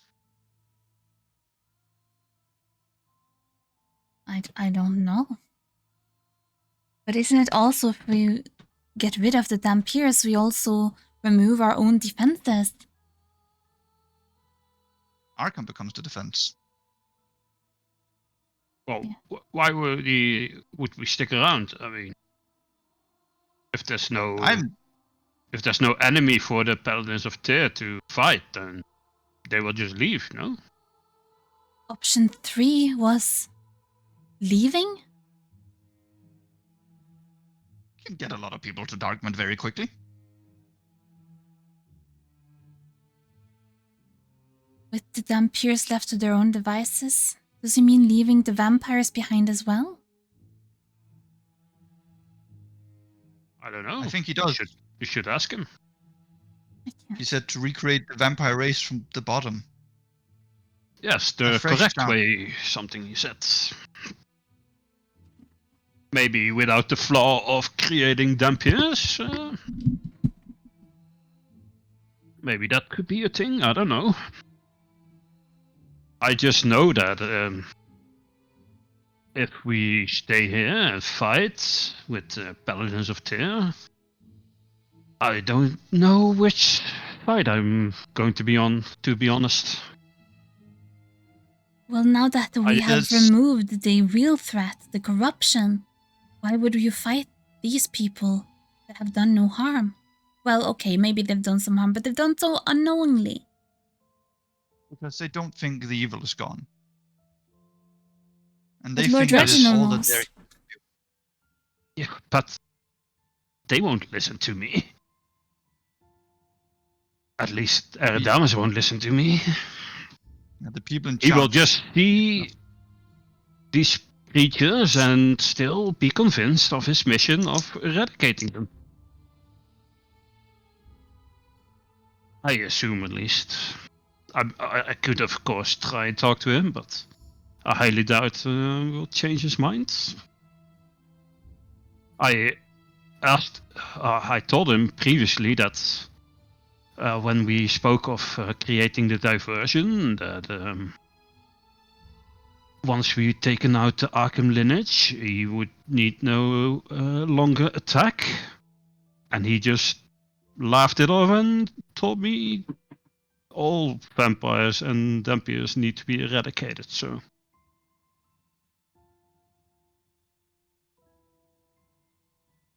There you have it. Valentina, Yes. we're about to walk on a field of roses. It looks fantastic, full of color and life. But you will scar your legs no matter where you walk. It will be naught but thorns where you set your foot. But it is a pain you have to accept for the beauty you are about to see. There's no good options. There's only options that hurt in different ways.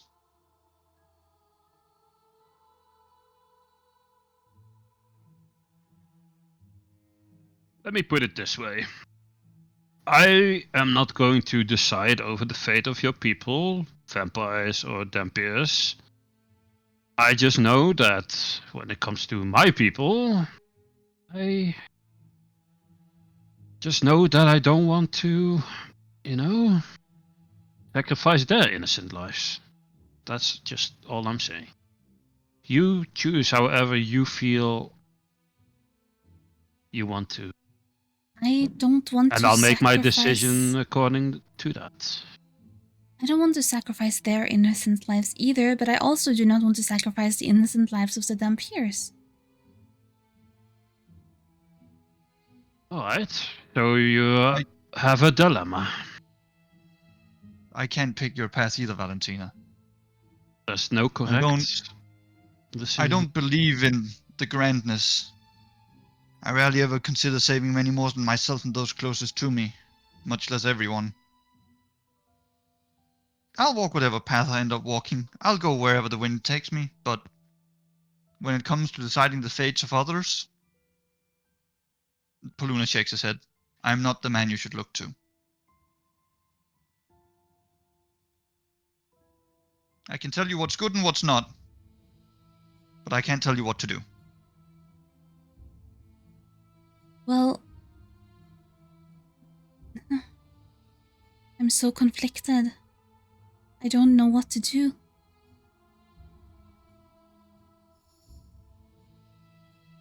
Yeah, Only you have the power But here eventually- to decide. but Valentina, there's one thing you should never forget in What's these that? kinds of situations. The worst choice you can make is taking none of them. Far more has been lost for people being afraid of the consequence of their own actions and suffering them all at once.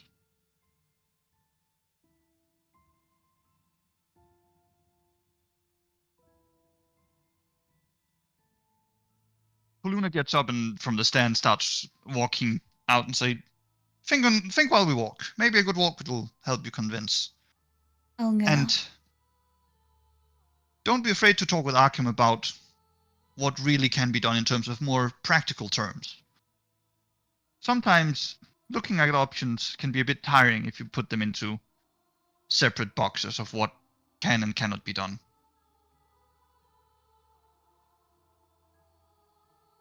I wonder Uh, how easily it would be to convince the vampires here about what's happened.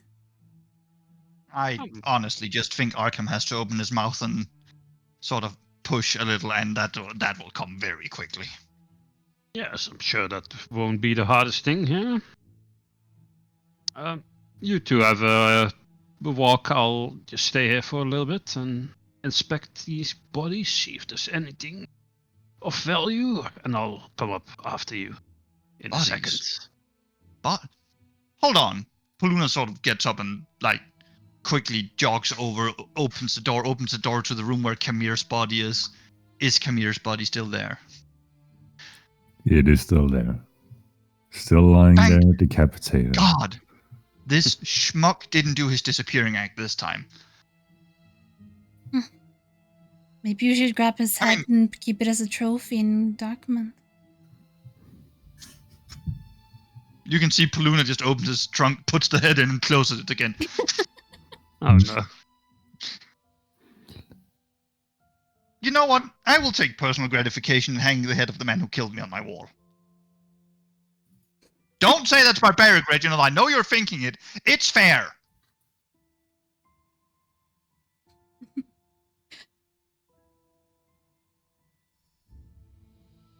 So it's And then either... Paluna's going to start dragging the massive cat carcass back into the room where Reginald's inspecting the bodies and going to start skinning it. All right. So. Oh, by the way, just go on without us, Valentina. I want these materials. So, Paluna, roll a survival check for me to see how well you skin it. You can write down perfect demon panther hide.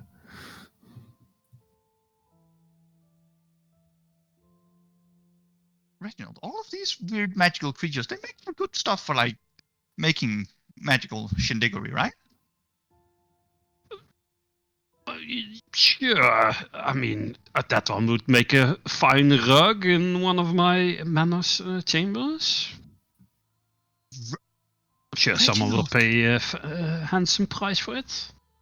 Or nice overcoat. See, now we're talking an overcoat. Magic overcoat. Thing that does something. Reginald, please roll an investigation check for me. 18. Nice. As you rifle through the two bodies, you find nothing of personal possessions on them aside from a small metallic symbol in their pockets. As you pull them out, you see that it resembles Valentina's old holy symbol, with a skull with jagged lines going through it. I'll just toss him into a brazier. Guys, I'm having a graphics bug. Heads up. Oh. You're having a graphics bug. Yeah, my screens just started flickering a little. You good? Yeah, I'm good.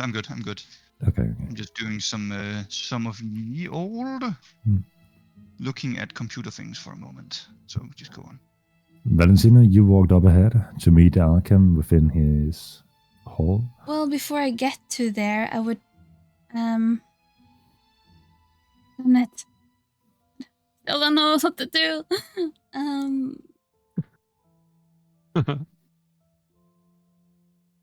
Yeah, that's the problem with a difficult choice. And it's your character arc. I know.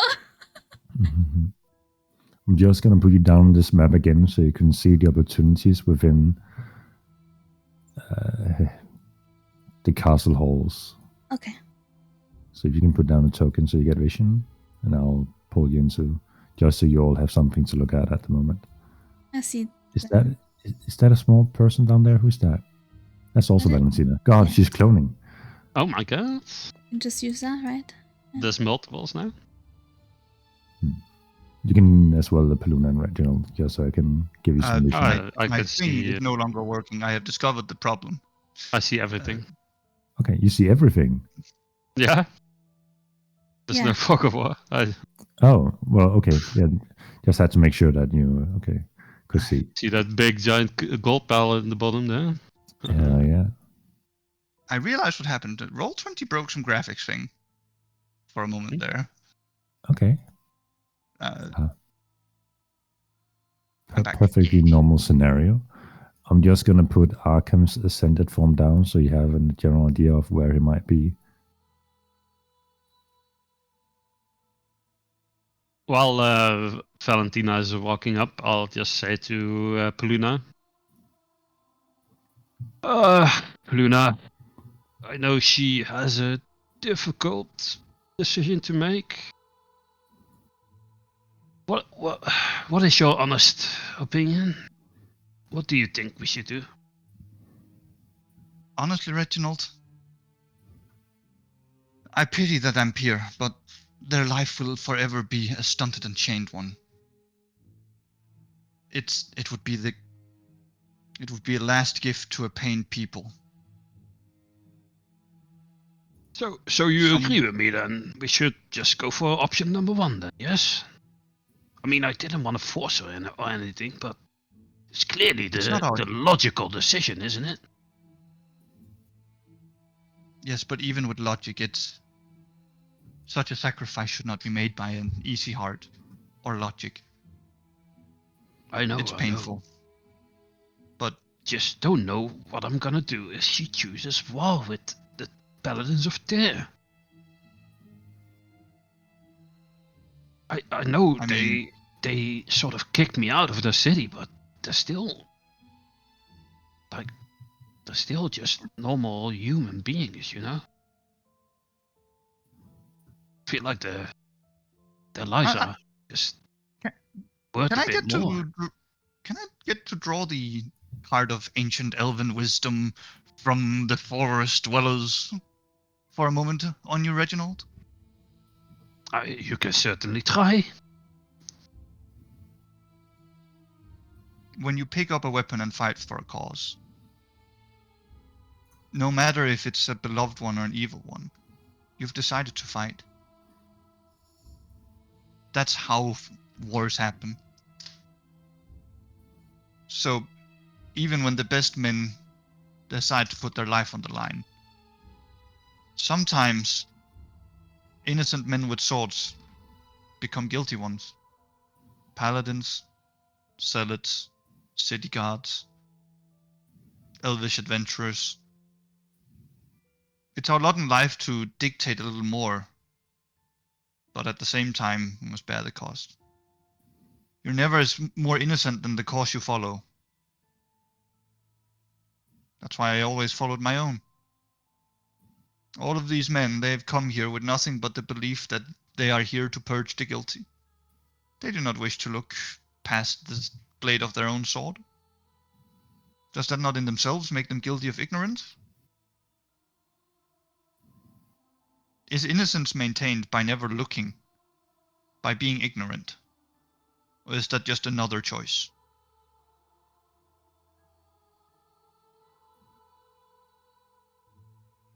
There is some truth in that. You're not completely wrong. Nor do I think it's unfair of you. There may be your friends and family in that army. People you once knew. Exactly. Of course, telling to Valentina that yes, you wouldn't know what to do is respectable. It's the people around us. They're so much more important than such lofty things as going across a continent just to kill.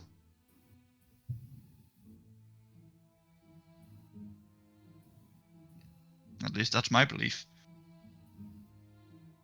I did not here to come to save a god. I came here because I believed in a vampire with a golden heart. Well, we'll have to see if that heart is as golden as you say. Should we go up and help her? Should we even help her in this? Let's go see what she's up to. She has a choice to make, and the weight of that choice has to be hers. Of course. I'm not saying that. I'm just saying we should go see what she's up to. Alright. After we've looted everything, I assume we just get up and start walking after her.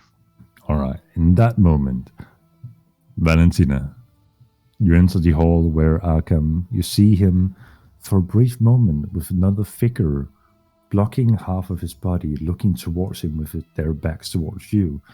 A figure dressed in long black feathered robe, holding their hand out to him, and he seems to almost be leaning into the hand, caressing for a moment. And then as you step in, the figure dissipates leaving only a few feathers behind.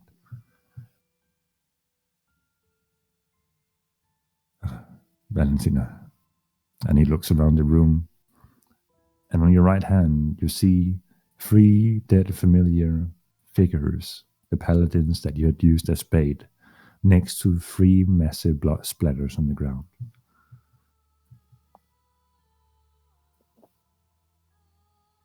I look over the dead bodies and at the feathers on the floor. I'm sorry if I interrupt. You interrupted nothing. Just a goodbye. Take a few steps closer. Don't hesitate. Right now, you're not looking at a god or a deity or a higher being. You're looking at a kindred spirit. One who has known and shared your sorrows in this world.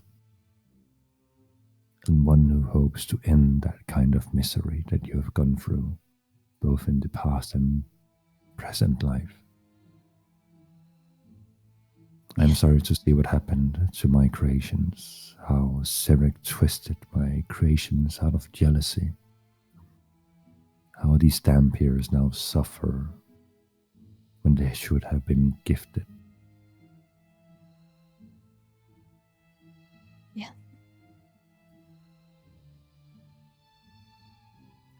I want to take down the Serac. I guess taking down a god is no small feat. I don't stand a chance at my current limit. He easily stopped me when I stepped the first foot inside of raising myself to new limits and heights on my own means, rather than lending powers from artifacts and creatures from beyond our time. I found myself a way to sufficiently step into on my own terms and rise to deity. But now my progress has been halted, staggered, set back by many years. I never intended to use my creatures as a stepping stone, never intended to use the lost souls to rise above. It came as a gift, as if karma on any force in life wanted me to succeed in my endeavors.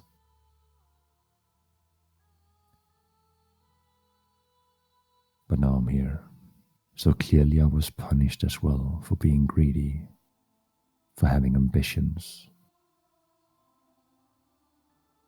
I'm sorry this happened to you. To all of us.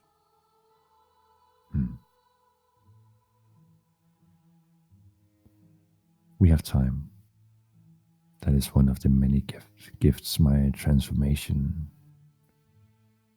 lends itself to the wielder.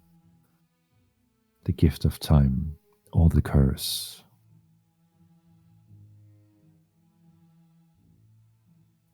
What about your companions? One seems troubled by powers beyond their means. I felt them when I connected with him. And the other seems troubled with his own mortality. Yeah. That do seem to be the case. I have gifts.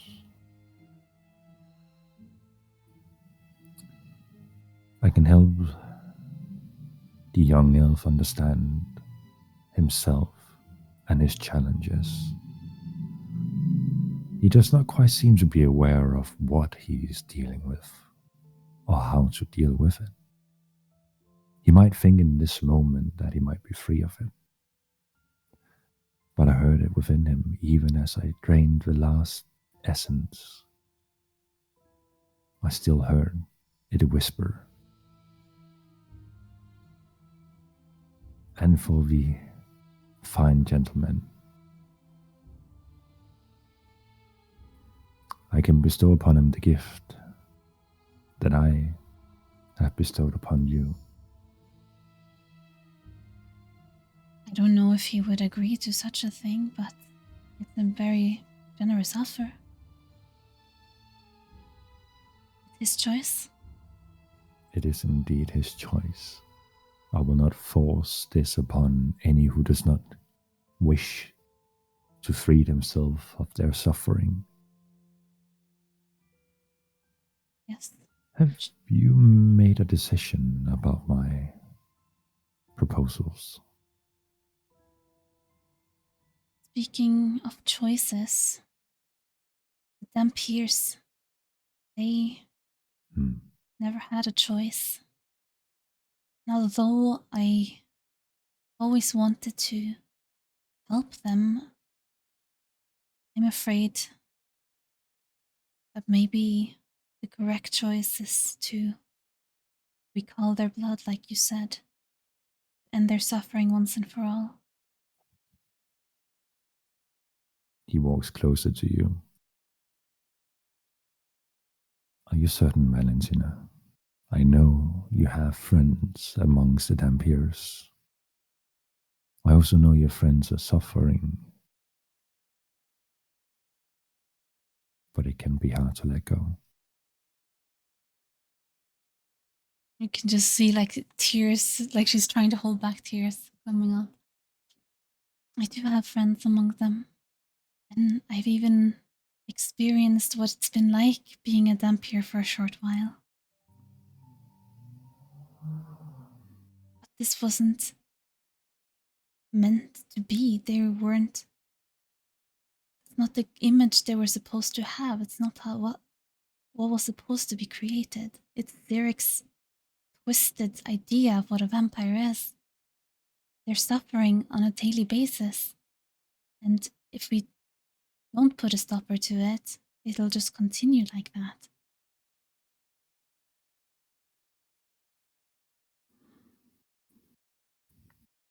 Are you certain? He walks over to you and puts his hand on your shoulder, tightening the grip slightly, more so comforting than threatening.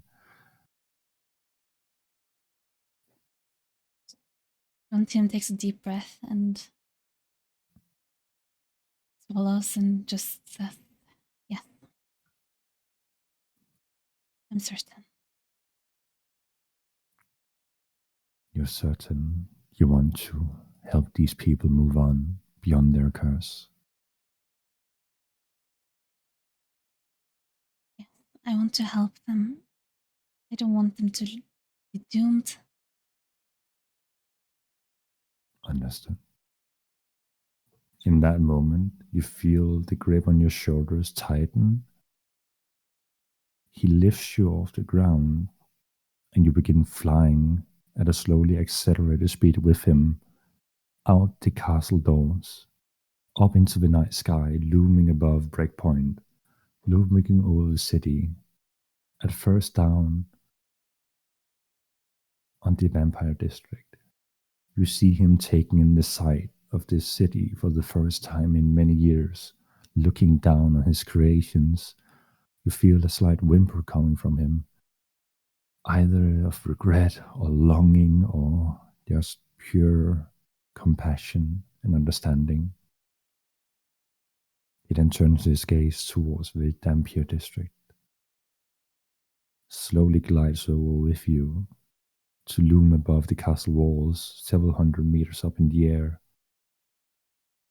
He stretches out his hand from the very far edge of the Vampire district, or the Dampier district. He begins swiping his hand.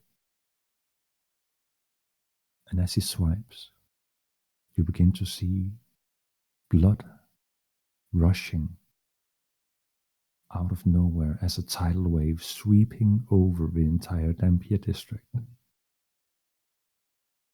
He continues swiping his hand. At the moment he reaches the end, on the far left side, he raises his hands to the sky. Remember the one wish your companions made for you. To bathe in blood, but not after salvation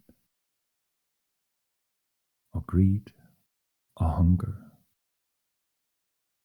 but for sorrow and compassion for those that now move on.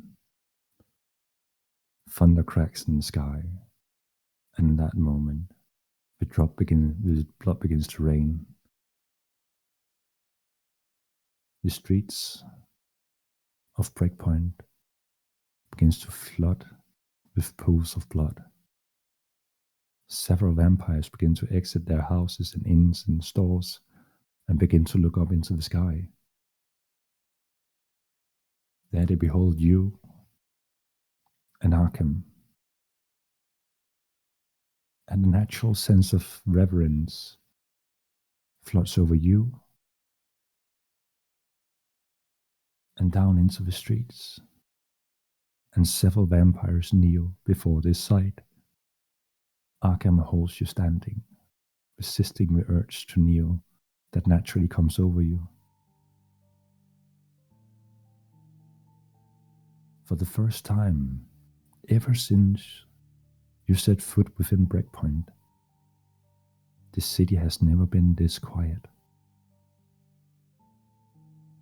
No voices of anger, frustration, feral roars, or fights from the Dampier districts. No partying, no murmuring or chattering from the vampires below. Just pure silence as blood is raining and covering every single entity below.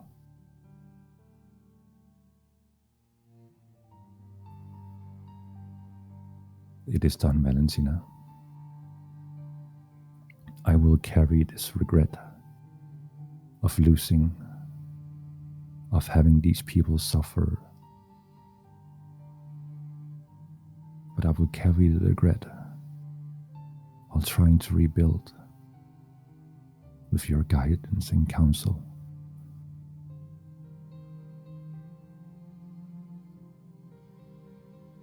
I feel so sad for the souls lost.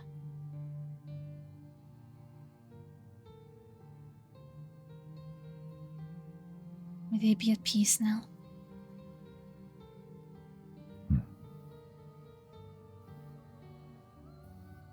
He begins to slowly glide down with you towards the castle, where several vampires have flocked together to look up on the spectacle. And without saying anything, you glide inside the castle walls where the doors shut behind you.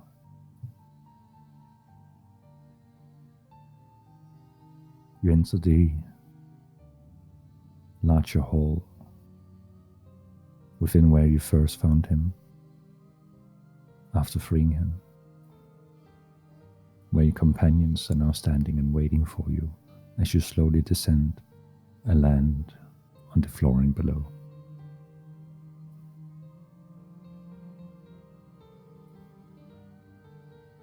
Have we noticed anything from the inside?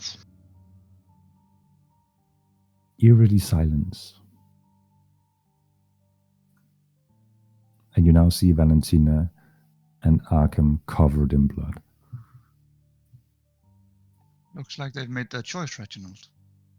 There's like a mix of blood and tears running down Valentina's face. You can't really separate it. Are you okay? What happened?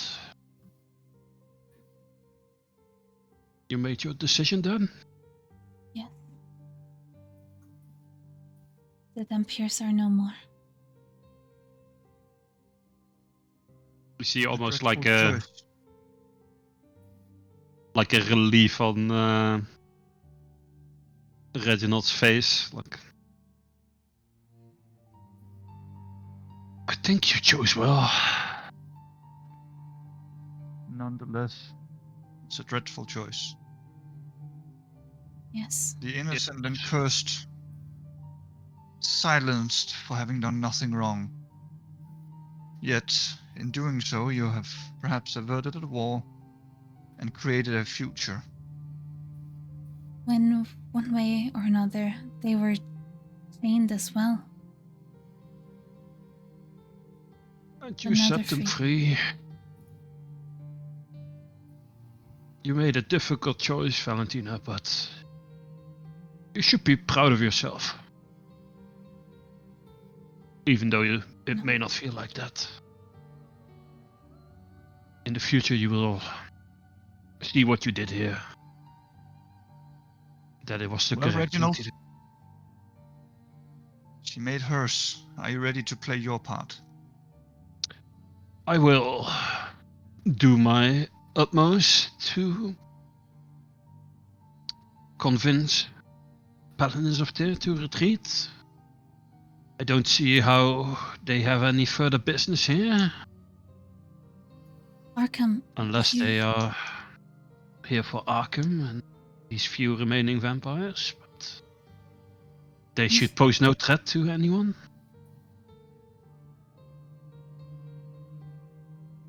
Let's hope they see reason. If they don't, we should maybe consider escaping to Darkmount with everyone that's here. What do you guys think about that? I'll look over at Arkham and I'll say, you've been chained for so long, and now you're free. And you should not feel chained any longer. If you want to stay here and rebuild, you should do that. If you want a new start in Darkmount, that's your choice.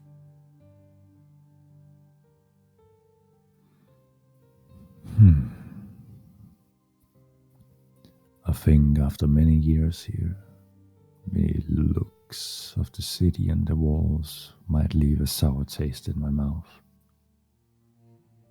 Perhaps I should see the world for a bit. See what has changed in the past many years. See if there are still people worthy of saving.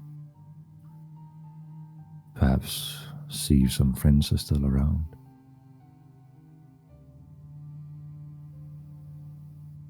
I will aid Reginald in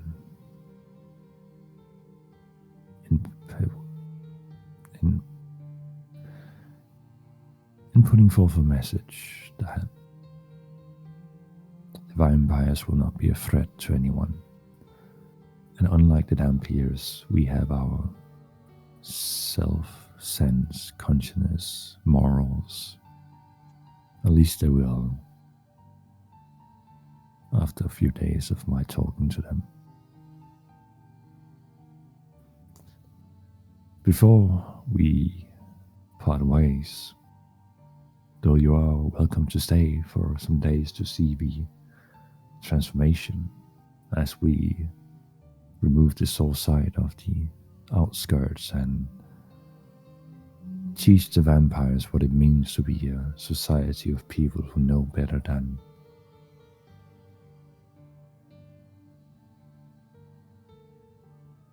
And last but not least,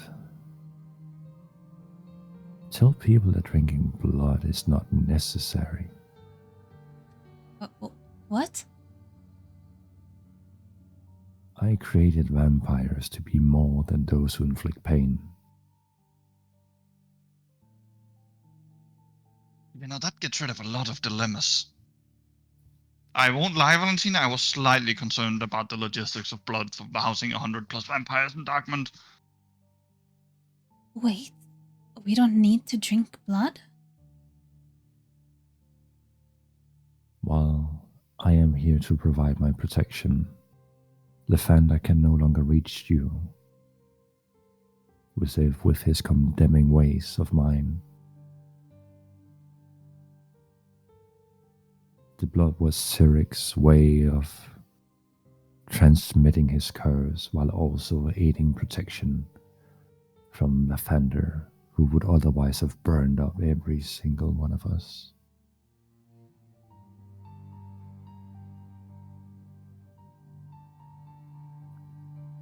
Tina's just kind of stun locked by this.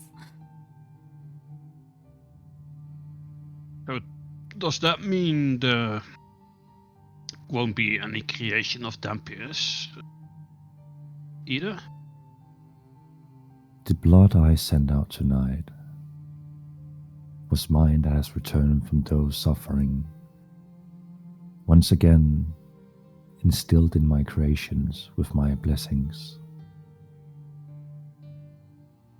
There will be no such foul tricks as curses or the risk of Dampiers being created.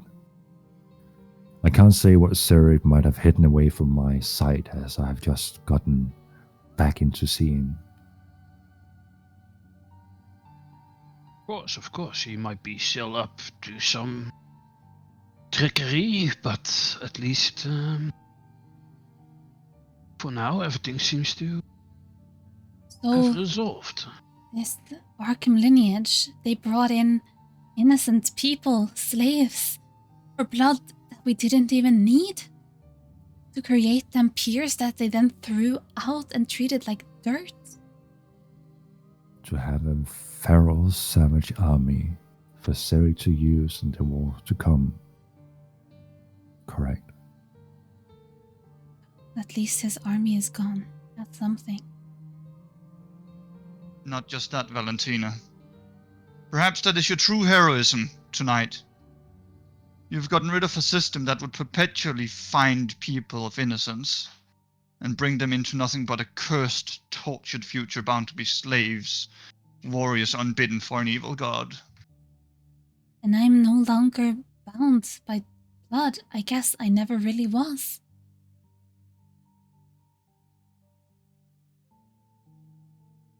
There's a dawn on the horizon for tomorrow. Looks like it's gonna come again after all. Speaking of new dawns, Palluna, Reginald, your actions and deeds have not gone unnoticed. Valentina has claimed her own reward from her fallen brothers and sisters. I have nothing more to teach or give her aside from being a beacon for her belief. But you have yet something to gain from all of this. A huge pile of money, right? The old adventuring classic. Just give Are you sure you don't want to strive for something a little bit greater, Reginald? So, The what do you say? lineage did Come now, accumulate. Valentina. It's a good old joke for an adventurer to want money. The lineage did accumulate quite some gold over time. Granted, I will need some of it myself to rebuild, because even partial deities are victims of economy. At the end of the day, nobody gets away with the world without money. That is a good laugh. God, that is depressing, but it is a good laugh. However, Reginald and Palluna, you both seem to be struggling with personal challenges. Palluna, within you something is lurking, waiting for the opportunity to lash out. Didn't I just feed that to you? I feel Literally. that the power within you only allowed for what lurks to have a method of channeling its voice. You can just see Paluna just sort of like rub his eyes and like, you know, the one where you're clenched in the bridge of your nose and just, well, I guess it's the same as always then. The road goes on. Not that I expected it to stop. You should be cautious, though. The power within you could have overwhelmed even I. See, I don't need you saying something so unfathomably unnerving. Goddamn, That's Reginald, I'm gonna need your unnerving. help with this watching again. It's creeping me out. Paluna, if you ever seek to dabble in borrowed power, I suggest not using some of divine persuasion. Did you not notice the part where I willingly gave it all away? It's not to my taste. I prefer walking the road with my own 2 feet. Kind of reminds me of myself. Well, I believe you are still suffering from a slight ailment from an unfortunate wish. Do you wish to be cured of this? Somewhere I can get private clothes on first. I believe you have encountered the armory of the stronghold. Without a lock, that is. Within you will find armors of any sorts, and I think you can find something that suits you, akin to what the guards that are patrolling the walls might have. And we're pretty snazzy. You know, I think I'll take a browse through at some point, as long as you didn't lock that door and break my lockpick. We'll see to that. Do you want to be cured of your ailment now, or should I let my high priestess take care of that down the road? I'm afraid that the second I'm cured, I'm just going to be stripped buck naked, so, Valentina, let's do it somewhere private. High priestess. Oh.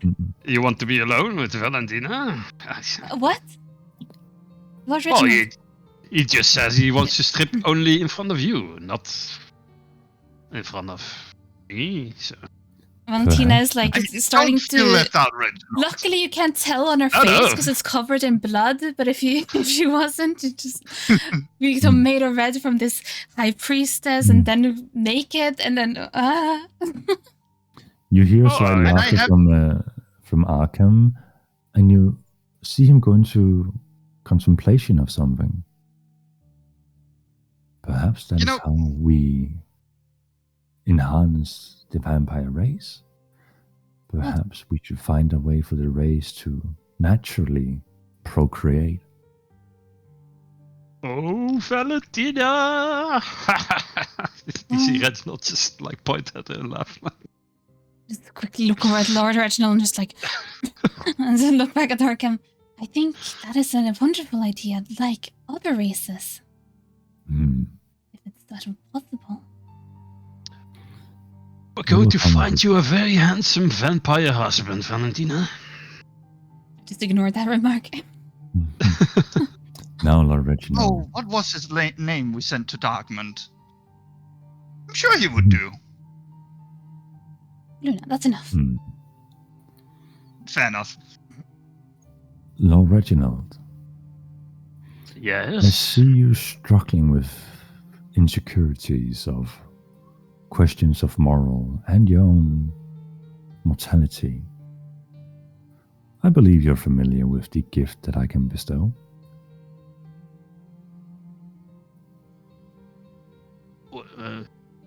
What do you mean?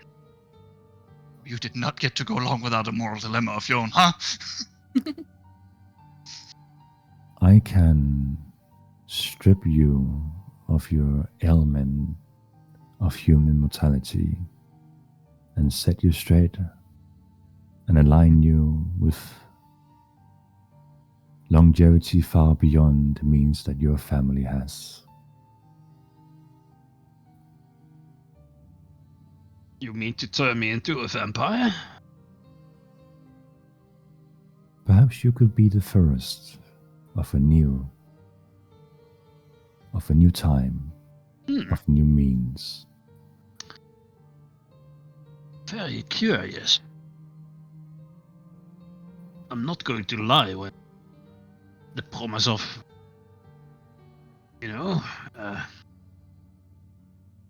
near immortality. It's everything I've dreamed of for quite a while. It would mean I have more time to make a name for myself. One thing is for sure, Lord Reginald, and he nods. You have made a name for yourself in our history books.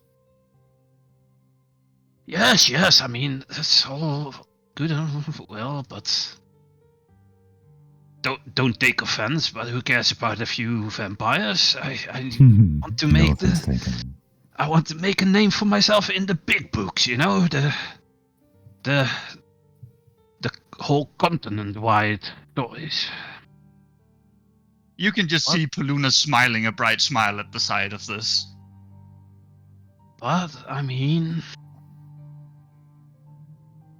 I am getting old, and who knows how much time I have left, although I feel fine right now. I was a bit close dying there today, so...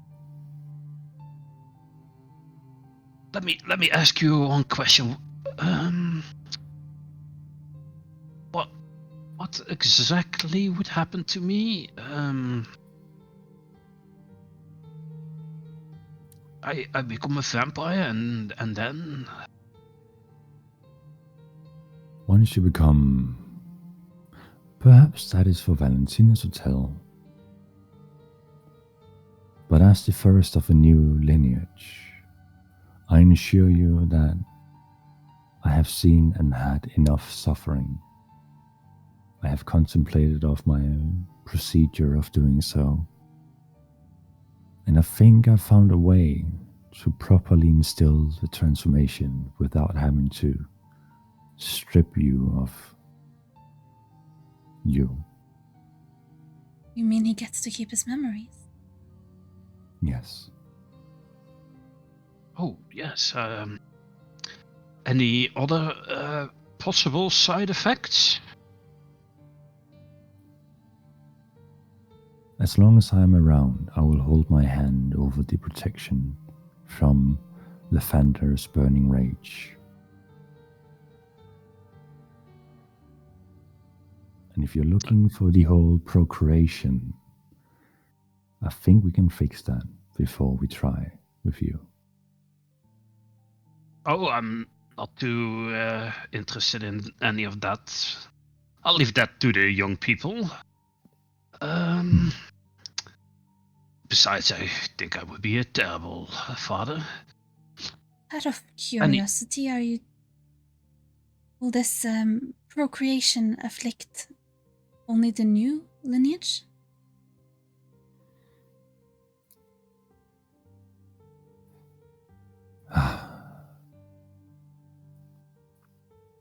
We can try to fix past mistakes.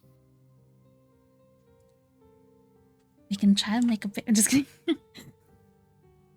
Oh, I can't. That was a joke. She didn't say that. I look over at my companions. I was like, he lets out like an awkward chuckle, like,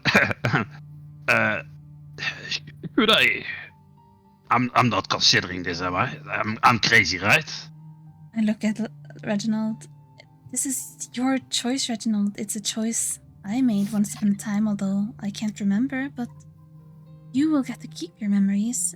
You'll get an increased lifespan by a landslide. But it is your choice, a choice you get to make for yourself. Besides, I have a question for you, Reginald. Yes? If you really want to make the history books, is that what you need?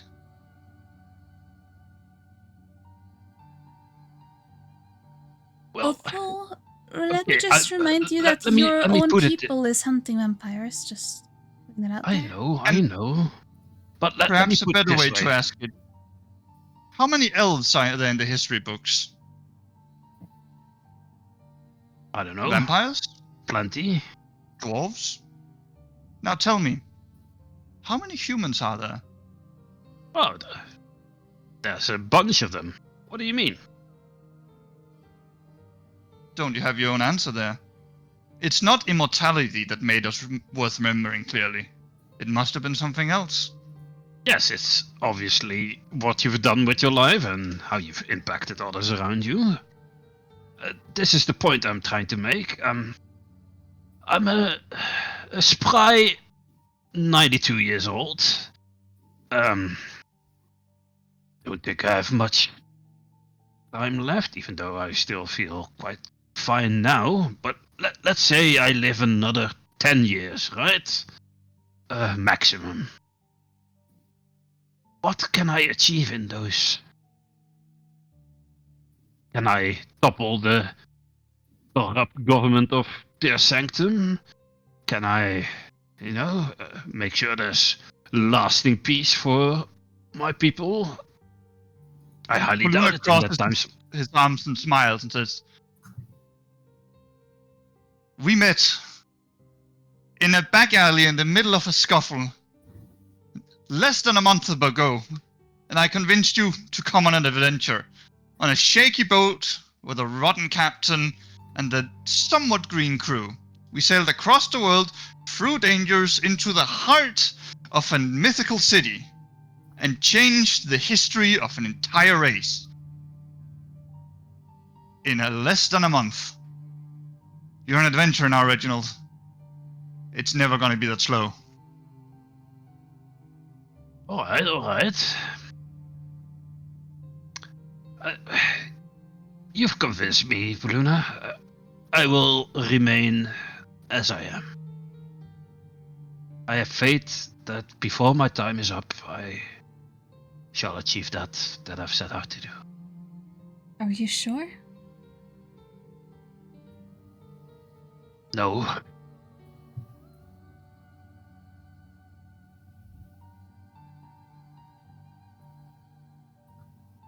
It's a tough decision to make. I have a proposal. It really is. Let us rest. Let us find the morning. And let us decide upon the new sun. Today enough choices has been made.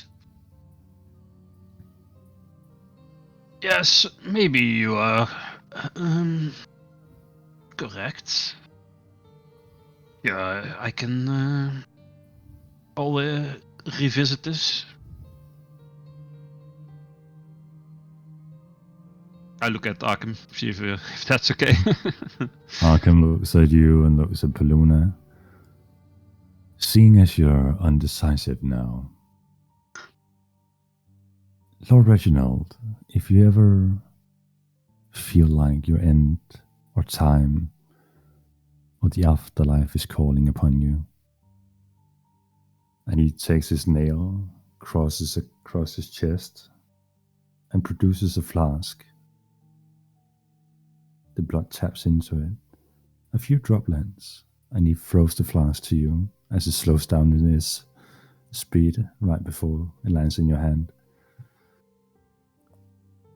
Consuming that will start the transformation. While not instilled by me, the transformation will be slower, but it will eventually happen. Alternatively, you can instill that blood into any item to greatly enhance its effects, as it has the essence of divinity within it. He carves another cross, drains more blood into another vessel, and throws it over to you, Paluna. While I wouldn't recommend consuming that, you can always instill it into something. I know what I wish to do with this. You have given me an idea.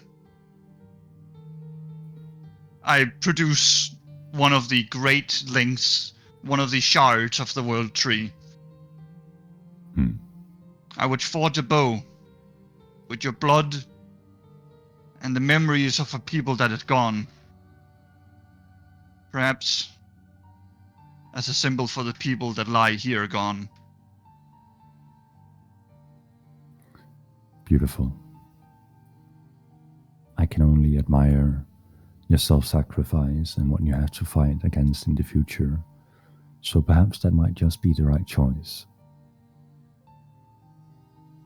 Now, it is up to you if you want to stay and witness the next day's events.